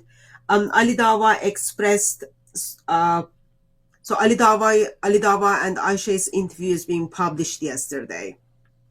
And in that interview, Aisha apparently recorded the video. Wait. That got published? Yeah, yesterday. Yeah, she apparently was secretly recording it. Yeah. Whoa, where's that, on Behind Veils? Yeah. That's the link I sent it to you. Oh, yeah. No, I thought, hey, we've already got all these videos. We're never going to make it through all this stuff. Yeah, we're gonna have to save that for a different time. Oh man, that's what I mean. You can't keep up. It's too much. Wow. Yeah. Okay, go ahead, Hatun. So wow. Okay, so she. Yeah. So again. So this is, to be clear. Hang on, just to be clear. So this is Ali Dawah, and he's saying yes, and so I said, yeah, you got to expose that guy, and then it's, I will help you expose this guy. Come on for an interview. We'll expose this together. And even at that point, she's like, I can't trust any of these guys. I have to record everything because I know not to trust even the people who are saying they're trying to help me. And guess what? She was right. She was 100% right not to trust Ali Dawah. She was 100% right not to trust anyone else she was talking to. None of the sheikhs. She was right not to trust any of those guys because all of them in a heartbeat will try to destroy her. Well. Okay. All right. We just want to be clear on that. I did not. All right. Go ahead, Hatun. So it's like 30 minutes or something video. It's not that long. So in that interview, Aisha expresses that Ali Dawah is hunting her down to do the interview. And she's upset about all this, like how they're disgrading women, all that kind of things. And she's not happy about it. She calls Ali Dawah out on that. But there is also a clip where Ali Dawah was expressing back in August, where he's trying to arrange meeting with her. He says, I find out who she's talking about, Mohammed Hijab. And that information came to him, and he still went to interview her. But as he invited her to come for conversation, he says he didn't want her to give the name because he didn't want his wife to find out. Ali Dawah didn't want his own wife to know that this is what Mohammed Hijab did. So he asked Aisha to not mention Mohammed Hijab's name. So just complain about it without giving the name to me. So it's been recorded. And then Mohammed Hijab goes to the office where it's the same room where Smile to Jannah is like feeding him with grape. And then he shows in that room to Mohammed Hijab, and then Mohammed Hijab shows him apparently the messages back dated 2020, end of 2020, beginning of 2021, that makes Ali Dawah convinced that she's harassing and obsessed with Mohammed Hijab. Therefore, video just got lost, deleted. He decided to not share the video. But until that stage, he's quite okay for one woman's testimony. He's okay with like no evidence at all. Until Mohammed Hijab says, oh no, bro, don't put this up. And then he just didn't put it up. But before the interview, apparently he knew about it. Strange things.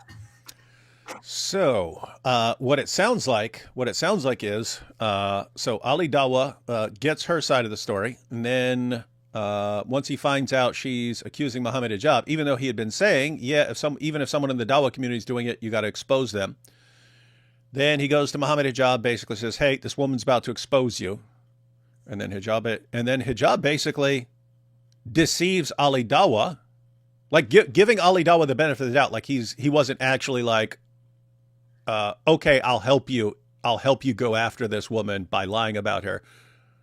Giving Ali Dawah the benefit of the doubt. No, Mohammed Hijab deceived him. He selected some text messages where she sounds unhinged and says, see, she's crazy. She's falsely accusing me. Oh, I'm so sorry. I took her seriously, man. I'm so sorry. I took her seriously, bro. And yet Hijab obviously wasn't sharing all the text messages because the text messages are very clear that this actually happened and so on. And so, wow, this is no wonder these guys recorded it. Even the Dawah guys can't trust each other. Even the tightest Dawah bros cannot trust each other for 2 seconds. Huh. I bet Mohammed Hijab was recording that entire discussion with Ali Dawah. Like, Ali Dawah was like, yo, why you got a recorder on over there, bro? Oh, no, just no reason at all, just in cases. From now on, I'm sending anyone text message or voicemail. I'm recording that from now on. One of the things was clear in the interview, Ali Dawah and Aisha. You could hear from Ali Dawah's voice that actually, even though he knew it was Mohammed Hijab, he's like simply gently encouraging women to speak up, like, why are you okay with like being second wife? And then she talks about, oh, this is cultural, like it's very normal in Islam, all those kind of things. So you can see like he's gently kind of wants to get these things to go as long as name is not there. But he comes to that sofa where lots of things happening in that black sofa in Ali Dawah's office, and then suddenly she becomes evil. Whatever happened between Mohammed Hijab and Ali Dawah that day, unless like those clips or recordings will come out, we won't know. But something happened there, and now everyone is against her. Huh. Well, yeah. So, guys, Thaddeus has a nice short video exposing Ali Dawah's sudden change of mind on whether women should be exposing these guys. Had a sudden change of heart and a sudden change of methodology. Yeah, go ahead and share that. Nice video exposing it. All right, Thaddeus. So, kind of one more issue. Well, I mean, there are multiple issues, multiple more videos, and so on. But I've got one more pulled up that we wanted to cover. What is this? This is Ali Dawah. So this is the video that you were clipping there? Yeah. So this is where I took the clips from. The first 10, 11, 12 minutes, something like that of the video is all him saying that same kind of stuff. But you can see that, if we play the context, we can see his full argument. And you can also see that I didn't like deceptively take him out of context or something. All right, let's watch a little bit of this. Let's see. For all the single ones out there, to be warned, Dawah men and their sickening ideologies. These Dawah guys. The reason why these Dawah bros... These Dawah guys. There has been yet another incident of a Dawah figure. These Dawah guys. Let me share with you guys why do I have a deep problem with the Dawah boys on social media. Hey, thank you, Ali Dawah. It looks like he's compiled all the women complaining publicly about how they're being abused behind the scenes by the Dawah guys. And then Ali. So wait, just to be clear, this is Ali Dawah. Yeah, I'm on your side, sisters. I'm on your side to protect you, help protect you from the evil Dawah guys. And then the moment one of them actually comes forward with stuff, it's, I will destroy you. How dare you? So to be clear, he does talk about one of the incidents in one of these videos in the second half after giving that general advice, and he does kind of take the man's side in it. But his first advice is like, I've spent all this time telling women to come forward, continue to come forward, please. But in this particular case, the guy was kind of, it's complicated, is basically what he says. For all the single ones out there, to be warned, Dawah men and their sickening ideologies. But hang on, this is just crazy because like for years we're like, these guys are evil. These guys are evil narcissists, and we're called Islamophobes for saying this. And yet these are all Muslim women saying this. Like, we know these guys.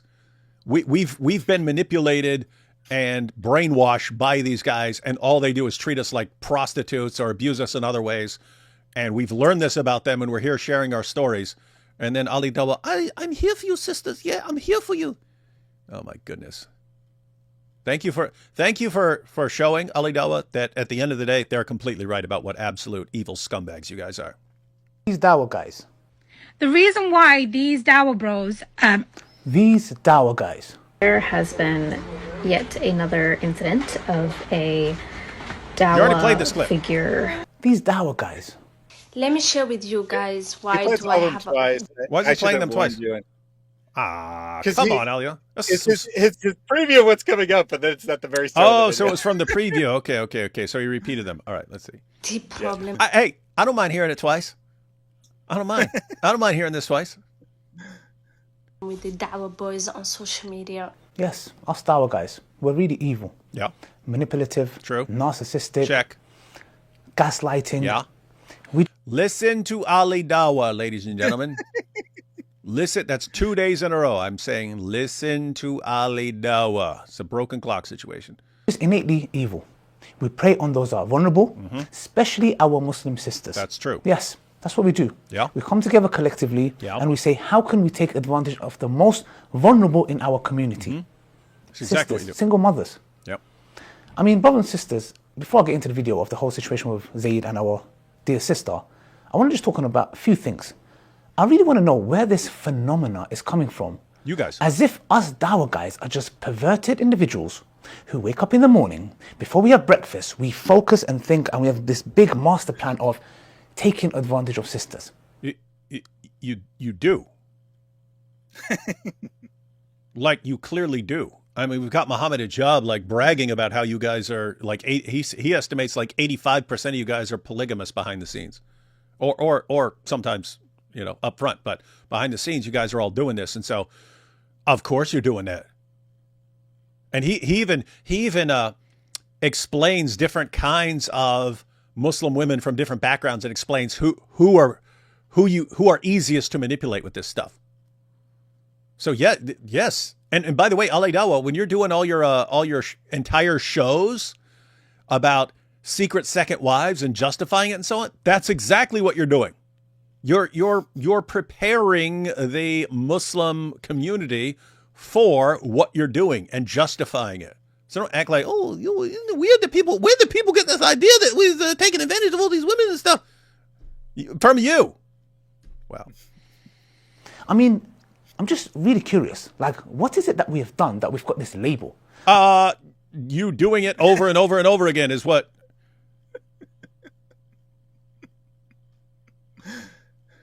It's like Andrew Tate. Well, where did I get the reputation as a sex trafficker? By doing it and bragging about it for years. That's where you got the reputation. It wasn't from other people, it's from you. And same thing here. Oh my goodness. I mean, was I caught with prostitutes 3-4 days ago and it was exposed? Was Zakir Naik caught with a woman? A'udhu billah. Was Mufti Meng sending nude pics? Was Mohammed Hijab caught in the red light district? What? What? Dude, why? He's using like imaginary examples. Dude, you work with Hamza Tortoise, and he was exposed for for being on the hookup website, having the account on the hookup website. Who's that? I forget his name, but just last year, this guy was having a woman make porn videos of her daughter. And he was the Quran teacher for a major Muslim organization. You've got the guy who was in the sexting scandal. You've got Mohammed Hijab now. This is all going on, man. Don't act like, oh, what happened? Where'd they get this idea from? From you guys, over and over again. Bunch of sicko perverts, man. What have we done? Ahmed Deedat. What did we do? Was Ahmed Deedat? Here's the thing, Ali Dawah. You guys are masters of convincing women to keep their mouths shut about this stuff. You're just getting to the point where some women are speaking up, and we're finding out about all this messed up stuff behind the scenes. And so the point is, we have no idea what Ahmed Deedat was into. We have no idea what Zakir Naik has done. We know that it's pretty standard in the Dawah community, according to Mohammed Hijab himself, to be doing this stuff. He estimates 85%. That's him. That's not us. That's him estimating things. So where'd you get the reputation from you guys? The great giants of the Dawah. What have we done so much that this label of all these Dawah guys, every single video... Did you hear what he just said? The great giants of Dawah. What have we done? He includes himself among the great giants of Dawah. From sisters, for some odd reason, is these Dawah guys and these Dawah boys and these Dawah men and this... I mean, just imagine for a second, I started this video and I've got a lot of personal experiences when it comes to single mothers from my personal life when I was looking to get married. Yes, I've had majority has been very good. And there's been times where it's been bad. Imagine I start a video and I go, these single mother hijabis, or more specific, these single mother hijabi Eritreans or Pakistanis or Bengalis or Turkish or whatever you want to name it. Why would I generalize a big group of people to a couple of people that I had a bad experience with? Again, Hijab generalizes it. Says he estimates 85% of you guys are doing this stuff. Hijab generalizes it. Don't act like these women are generalizing. Hijab does it. Why? We really need to be careful. There's so much slander being out there, and it's all coming down to like us. Now, just because someone does something, I mean, a couple of months ago, it was the whole sisters cannot wear the jacket because their shoulders show, something so ridiculous like that. Okay? Now, what's that got to do with me? Why are we all in the same category? Something else happens. We're all labeled. So let's not generalize and fear Allah. Allah tells us in the Quran to speak the truth, even if it's yourself or your kin. Or your kin. Brothers and sisters, when I came to Islam, wallahi, I got kicked out. I was called ISIS. I was called a terrorist. I was away from my house for 3 months. Poor guy, the Dawah guy. It's so hard. It's so hard being a Dawah guy. Okay. And I was called everything. But to me, when I looked in the mirror, I had to be true to myself and say, Ali, It's just amazing. You have the absolute, hands down, bar none, most evil and disgusting and reprehensible people who turn women in their own community into prostitutes and still wants the reputation as the good guy. Oh, look at all I've been doing. How I was supposed to get kicked out, and I have to look in the mirror. I have to remain true to Allah. That's why I'm here for you, sisters, to help and support you. Until one of you actually say anything, then I try to destroy your life. We're proud of that. Am I going to turn my back on this religion because I'm under pressure or this, that, and I'm being called names? Never. Under pressure. Uqsum billah, never. I don't care if the entire globe came against me. I know Islam is the truth, so and I will great. stand by that. Inshallah, What a great till the man. day I die. He's so I'm not going to be noble. swayed. He's so noble. He's just after the truth. He's not after all the wives that he's secret second wives and so on that his best buddy acknowledges they're all doing behind the scenes. And what's that? I just want to point out he's recording this in a hotel room. And that's recording live from Mohammed Hijab's hotel room where he bangs all his mutter wives. There was, I think it was 5 years ago or something, there is this lady with niqab turn up the speaker's corner. She was so upset, she was crying because Ali Dawah did something to her. She was trying to expose him, but Muslims took her away and she never came back. That says quite, like, it just reminds me now as he's talking about this and we are talking about what Mohammed Hijab is doing to Muslim ladies. It makes me to think, like, what was that actually lady was so concerned and so upset about? And his comments on people were accusing him to be ISIS. As ISIS was just like kind of still actively in Iraq and Syria. Ali Dawah and if I dig into it, I could find the video. Ali Dawah and Adnan Rashid's son went to this boat. They were gonna do that, like talk about Dawah in a boat to Muslims. They were doing fundraising or something. And then guy is asking them why they're not publicly supporting ISIS, why they're not publicly saying how ISIS is Islamic. That was like another secret recording. And then Adnan Rashid's son is saying, well, if we say those things publicly, it is crime. So we cannot say those things. Therefore, we just say, in a way, we can get away. And it is good after like almost a decade after that, he turns up in front of the mirror and then needed to face with the mirror, puts his hands down and then says, oh, mirror, mirror, tell me who is the most honest Dawah guy and most loyal Dawah guy in this world. And then mirror speaks back and then says, it's you, Ali. No You are Ali Dawah? You know this, Ali Dawah? I sound exactly like you. Yeah. So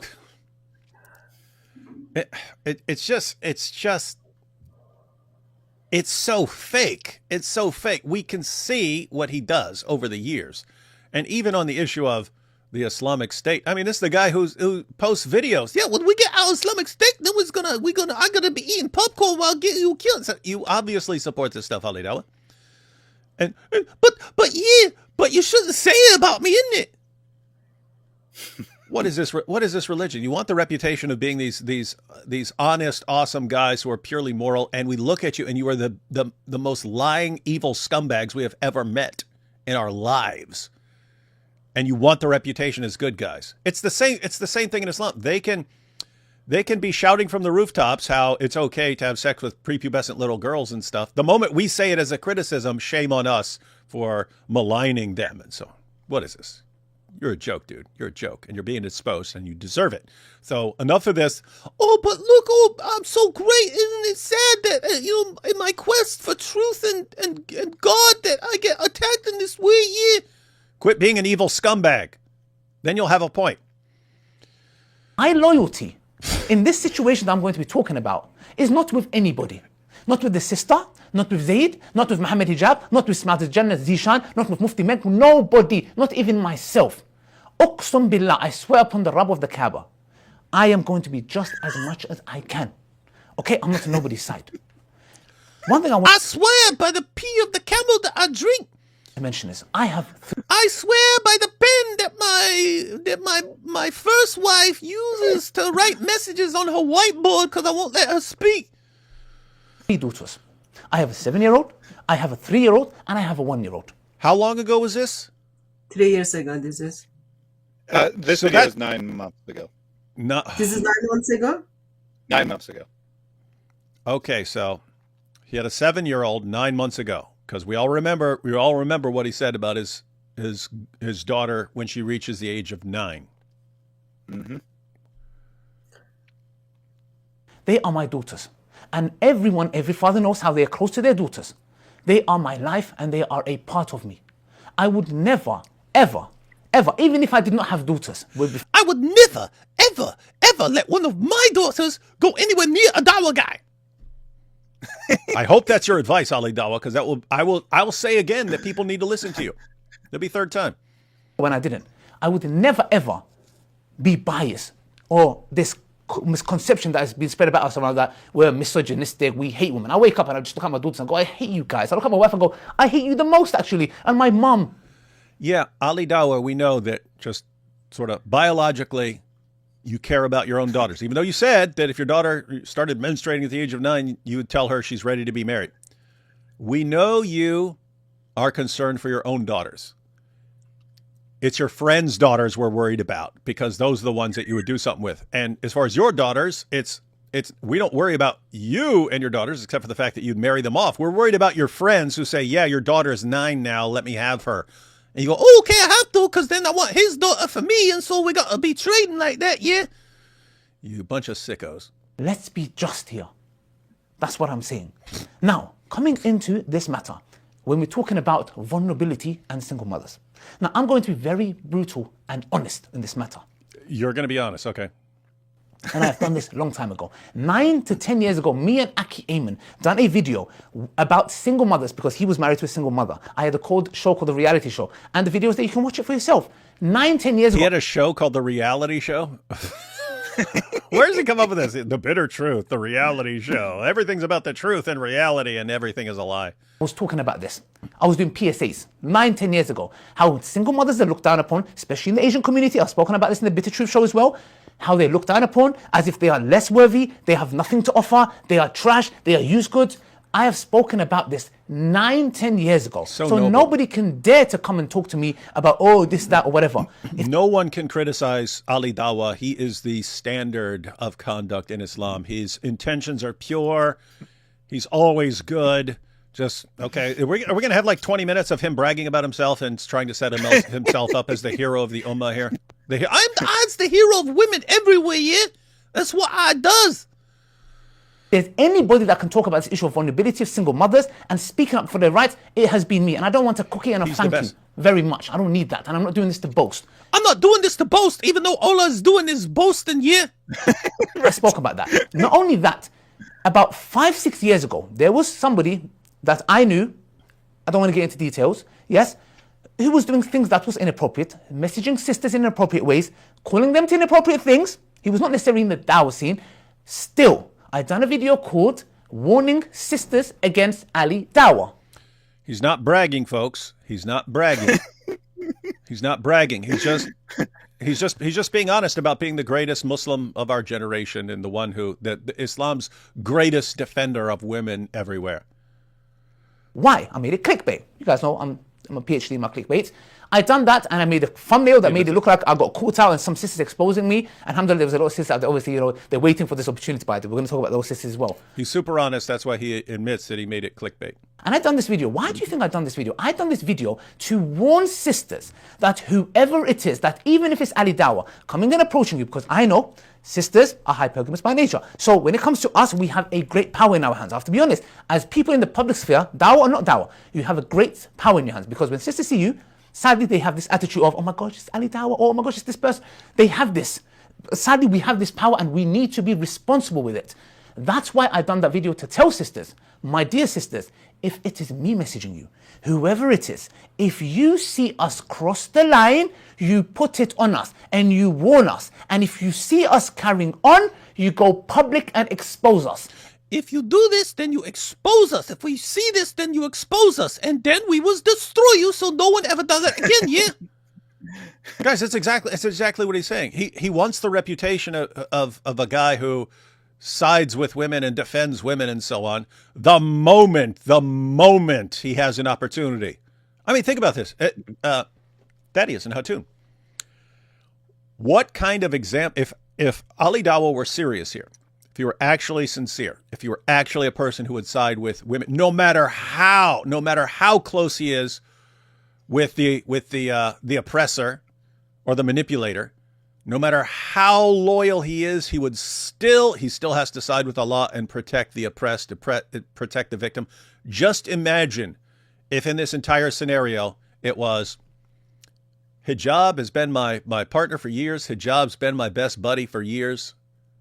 But I have to even call him out right now. How much respect would we have for Ali Dawah right now if he were doing that? I would definitely have a good deal of respect. Hey, your mic is all staticky now. What'd you do?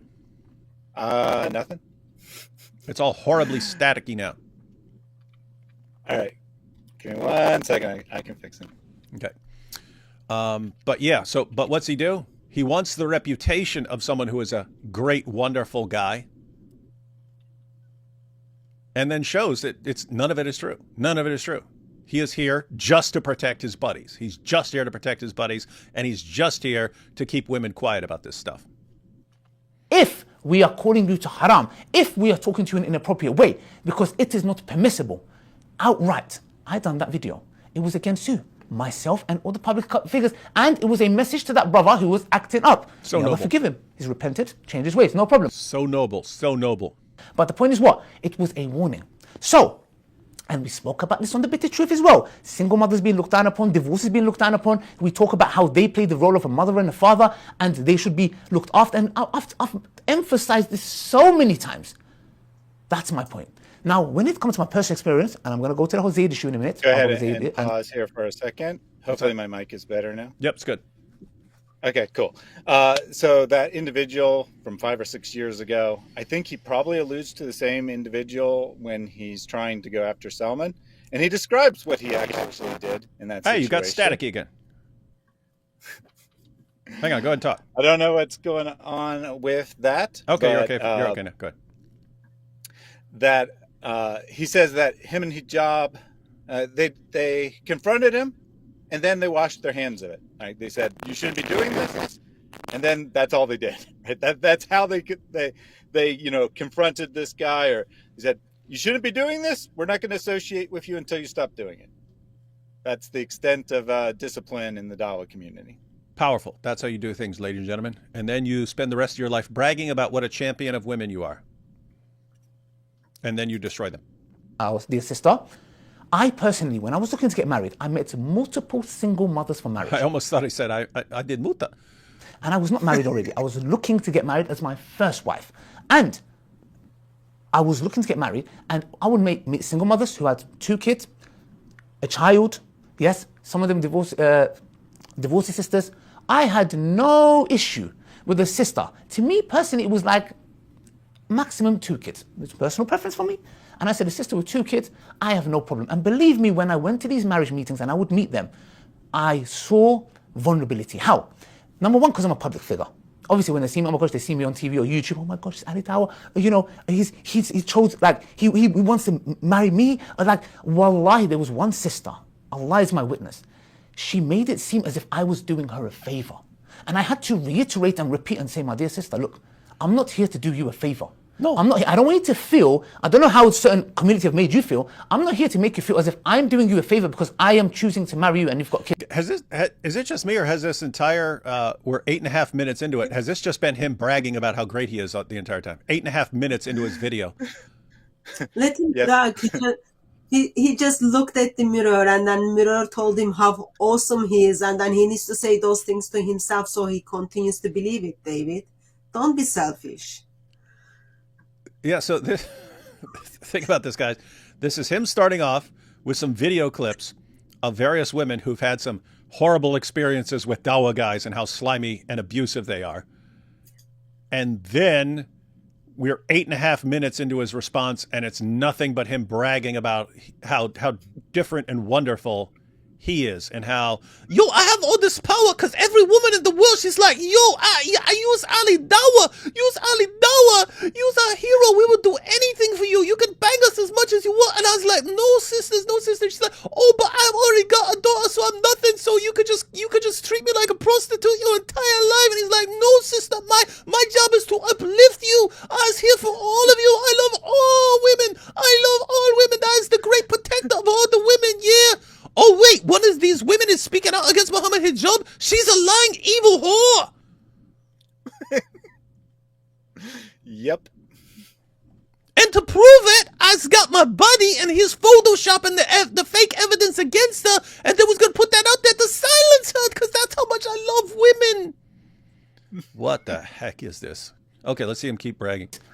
I'm not doing that. I'm not here to do that. Okay, I made that clear. But I noticed this vulnerable situation single mothers were in. And I'm not saying all of them are angel, by the way. I've had quite a few, one or two, majority was good, one or two bad experiences. But the point is what? The vulnerability is there. Now, as men, we have a responsibility to know better.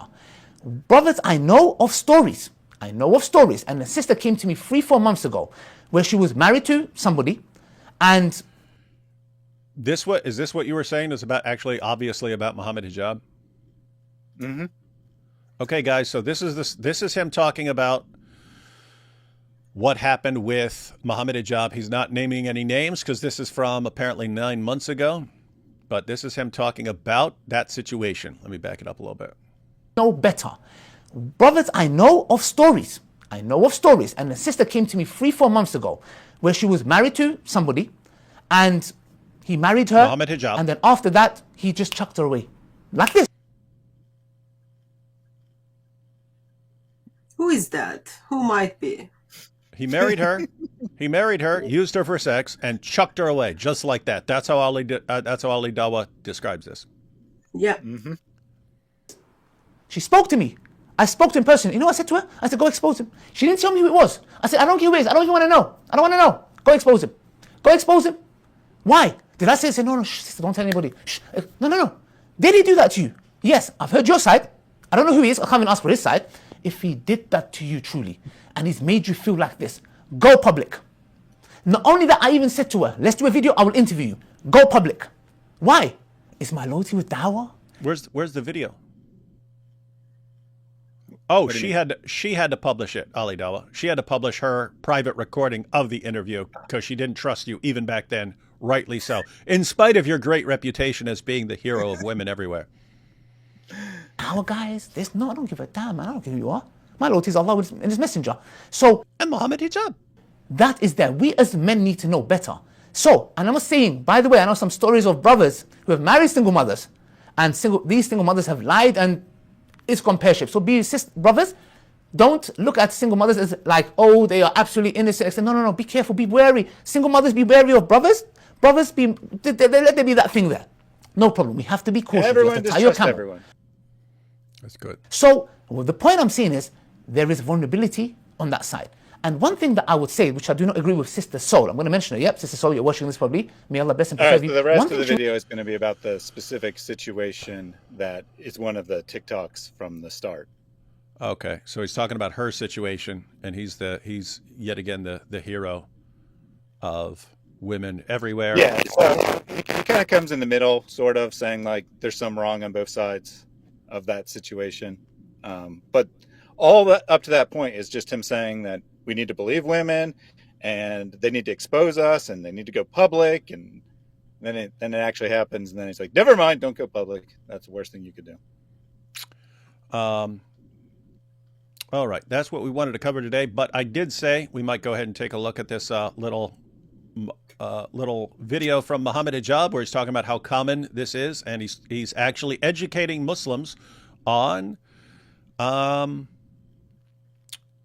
which Muslim women will be most open to being treated this way. But here we go. Most of the big names of Dawah have at least done polygamy once. The du'at, I would say it's about 85%. The women who take it... You guys catch that?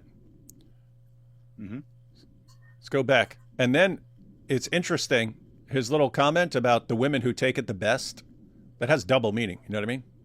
You can see his face. It has double meaning. The women who take it best are the reverts.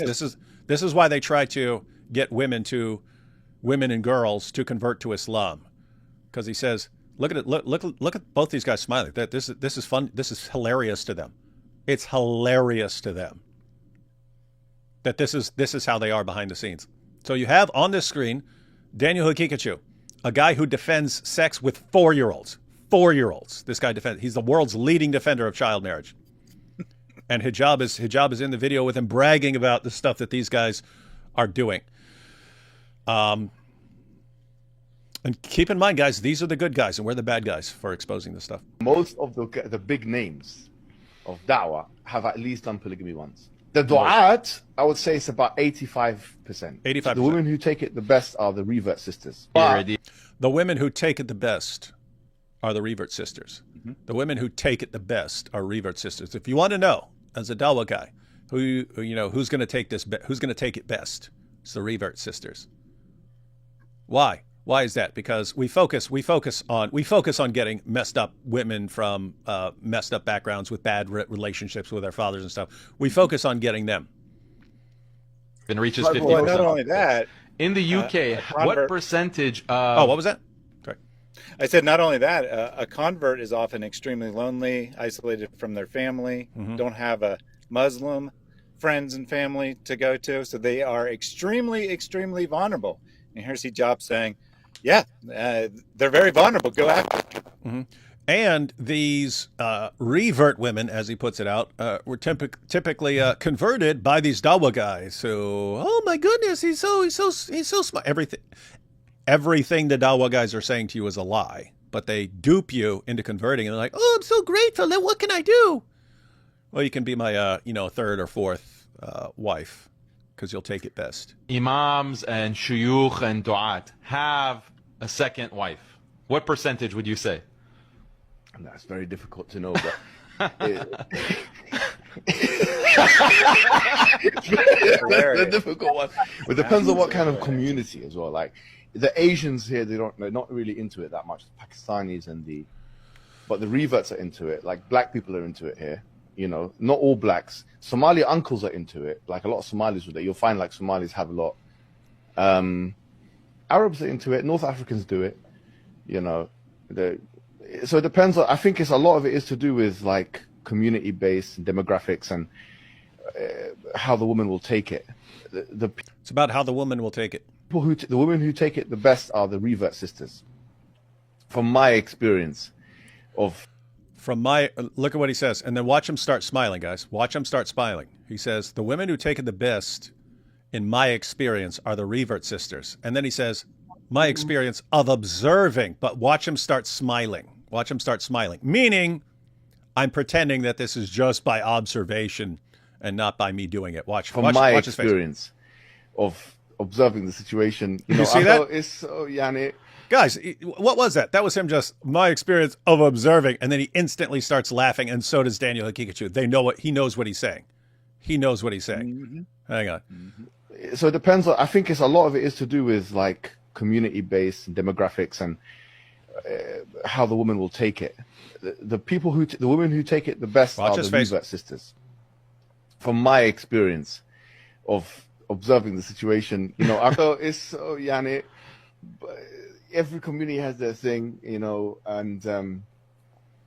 I think the Pakistanis are the least likely to do it. Like the older generation Pakistanis and Bengalis and stuff, they're least likely to do it. I haven't really seen that many, but now the Salafis are doing it. Salaf Pakistanis are doing it.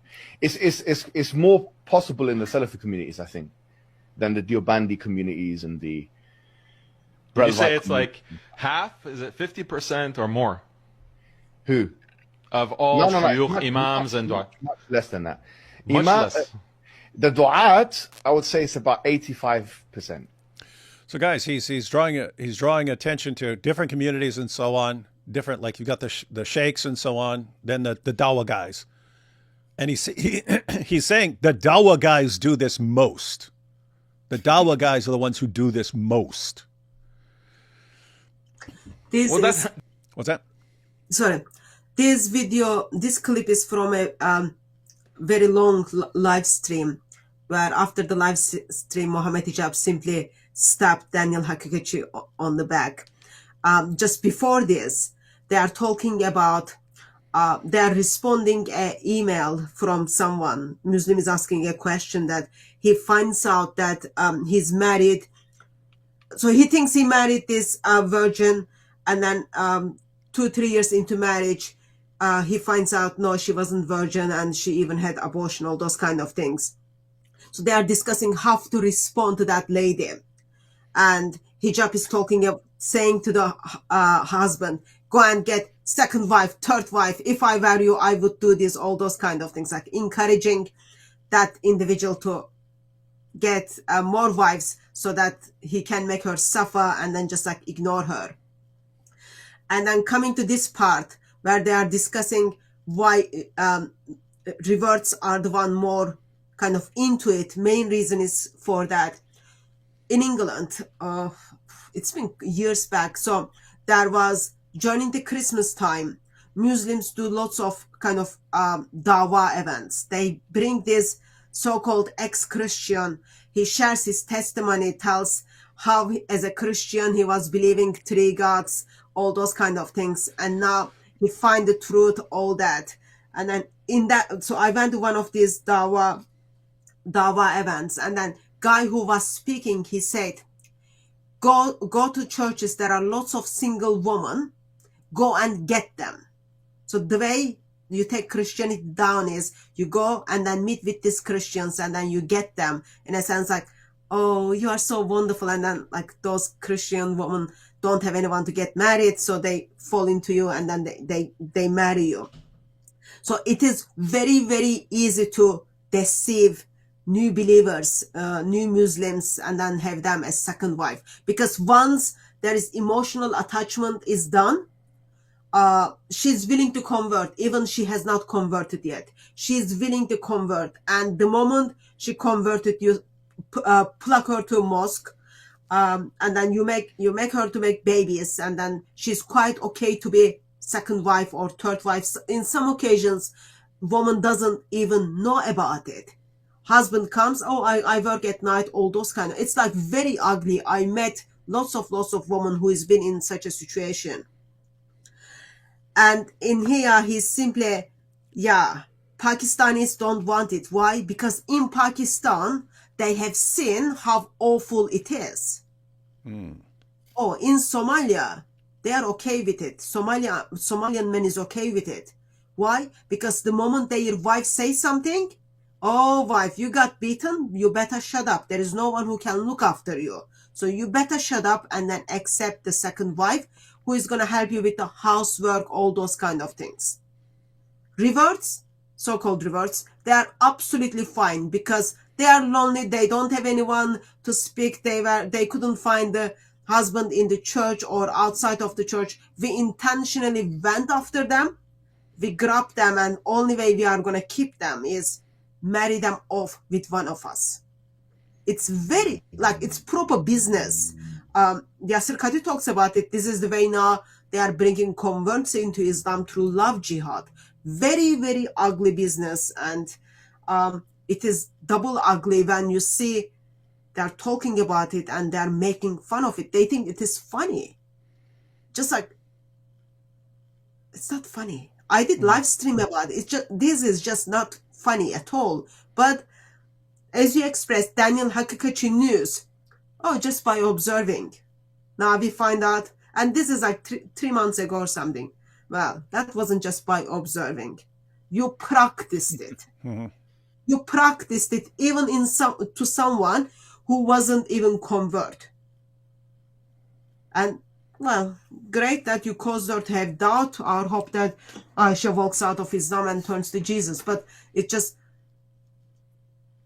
makes me angry to just see they think this is funny and they are laughing about it. Yep. Deceiving woman into love, deceiving woman into relationship, but it's called Islam. Yeah, and as you were talking, something that's like Mohammed Hijab is saying, oh, but, Pakistanis aren't much into it. And you pointed out that that's, Pakistanis have experienced it and so on. And so they know how messed up it is. But I mean, someone who's just listening to that would be like, oh, so Pakistanis are better. Well, who are the ones who are most into the grooming gangs and stuff like this and going around and engage, stalking these little 12-year-old and so on? It was the Pakistanis. And so it's like, oh, we can't get our extra mutta wives and misyar wives and stuff like that. So we'll just go bang 12-year-olds and we'll all think that's fine. It's like, gosh, this is... So you're either doing polygamy left and right or something like that, or you're banging 12-year-olds. These guys are sick. This is some sick, evil stuff. And this is the fruit of Islam. Jesus said, you will know a tree by its fruits. And this is the fruit we see, ladies and gentlemen.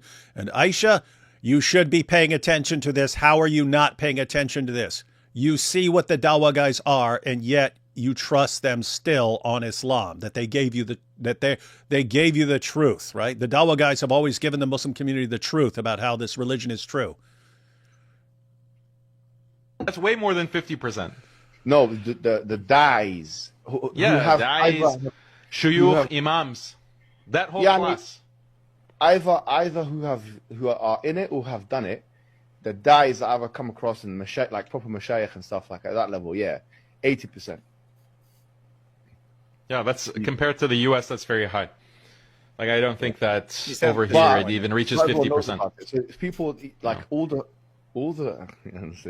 but most of the big names of Dawah have at least done polygamy once. Most of them, if not, every person that you can think of, every person that you can think of, including the ones on the screen here, obviously. The big names and people you wouldn't expect. Do you know what I mean? It's surprising. People you wouldn't expect. So you think, oh, this is the nicest, noblest Dawah guy on the planet, and yet he's got 3-4 wives behind his head. Some people have 20 kids. Wow. I know who he's talking about. Yeah. 20 kids. I think he says there's one with 30. Let's see. There's one Dai who I won't mention. Very famous Dai. He's got 30 kids. Wow. MashaAllah. So we'll let people imagine who. They're bragging about this stuff, guys. They think it's funny. Yeah, so he says every name you can think of, which I guess includes Ali Dawah, for example.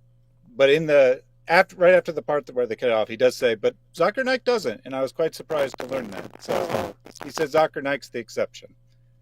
But everyone else you could think of is engaging in polygamy, according to Mohammed Hijab. And yet, if one of the brides come forward, shame on her, she's lying. Strange stuff. She's a stalker. All right, guys, let's take these last couple of super chats, and we'll be out. David, oh, go ahead. I just wanted to make a comment on what Daniel Hakikachi said. As Mohammed Hijab was giving the numbers to him, Hakikachi said, well, comparing to that, this number is pretty low in USA. There is this clip of lady, she's involved with Dawah, travels around the world stuff.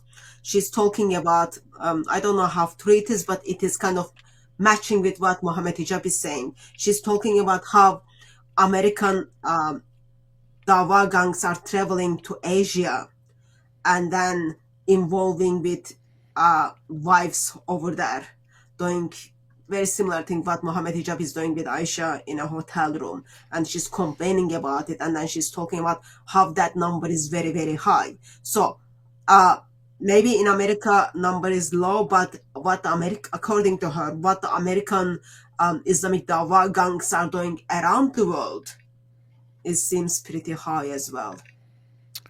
Pretty creepy, but we're the bad guys. David, did you see Candace Owens denouncing Trump for defunding universities over their support of anti-Semitic students? Nope. Kind of only paying attention to what Candace Owens does if we watch a clip during a live stream or something. Keep up the good work, guys. Thank you. Welcome to Hotel Caliphate. Such a lowly place. Yeah. Welcome to the Hotel Caliphate. Praying for those kids of the Dawah guys. They need protection, especially against child marriage. Praying for all those kids' salvation. Yeah, you're talking about 30 Dawah guy having 30 kids. And one, you got to think, what about the boys? What example are they being given? Like the boys are raised with these guys as their examples. But then you think about the girls.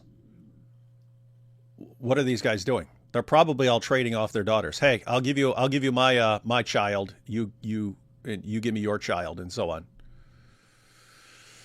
Because they haven't seen any like that's how they learn. They never, in their mind, this is how it is. Aisha was talking about like she was quite okay to be second wife because this is in our culture. She never heard the alternative. Actually, there is a way. There is a way. One man and one woman relationship. In her mind, I have seen my neighbors are doing this. My uncle is doing this. All my village is doing this. And it is in the Quran. There is no alternative. So therefore, I am okay to be the second wife to someone else. And it will be the same for future Dawah gangs. My father was saying this. My father was doing this. There is no other way. And I enjoy doing it. Let me continue.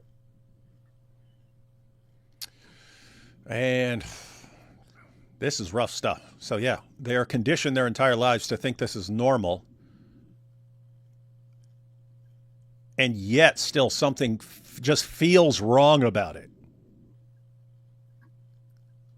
And yet they still keep doing it because they think, well, if it feels wrong,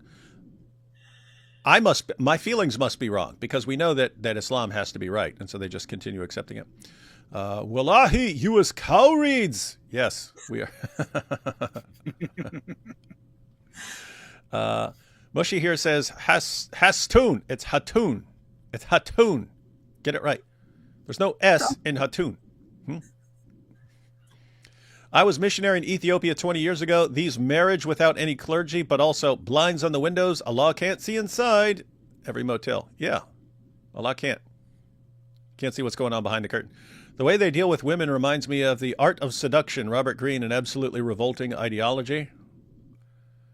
It is. I mean, it's like Andrew Tate's course on how to manipulate women and girls into being your cam girls and so on. It's just different in the Dawah community, how to dupe these women and girls into being your secret second, third, fourth wives and so on. Sick stuff. Ali Dawah and Mojab, proving every day that the true fruit of Islam is child marriage, broken women, and cowardice dressed up as piety. Yeah, that's the messed up part. This is how they are, and yet they want the reputations. And we saw Ali Dawah brag for eight and a half minutes straight about how wonderful he is. They want the reputation of being the guys who are moral and pious and are bringing the truth to civilize the rest of us. And we see what the actual fruit of Islam is. And finally, thank you for all you do. Yep, thank you, Fetty Lou. All right, guys, final thoughts before we close out for the day. Thaddeus?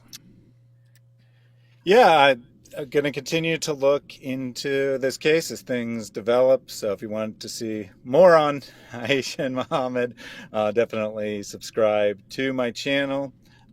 My heart really goes out to Aisha. She's still a victim, right?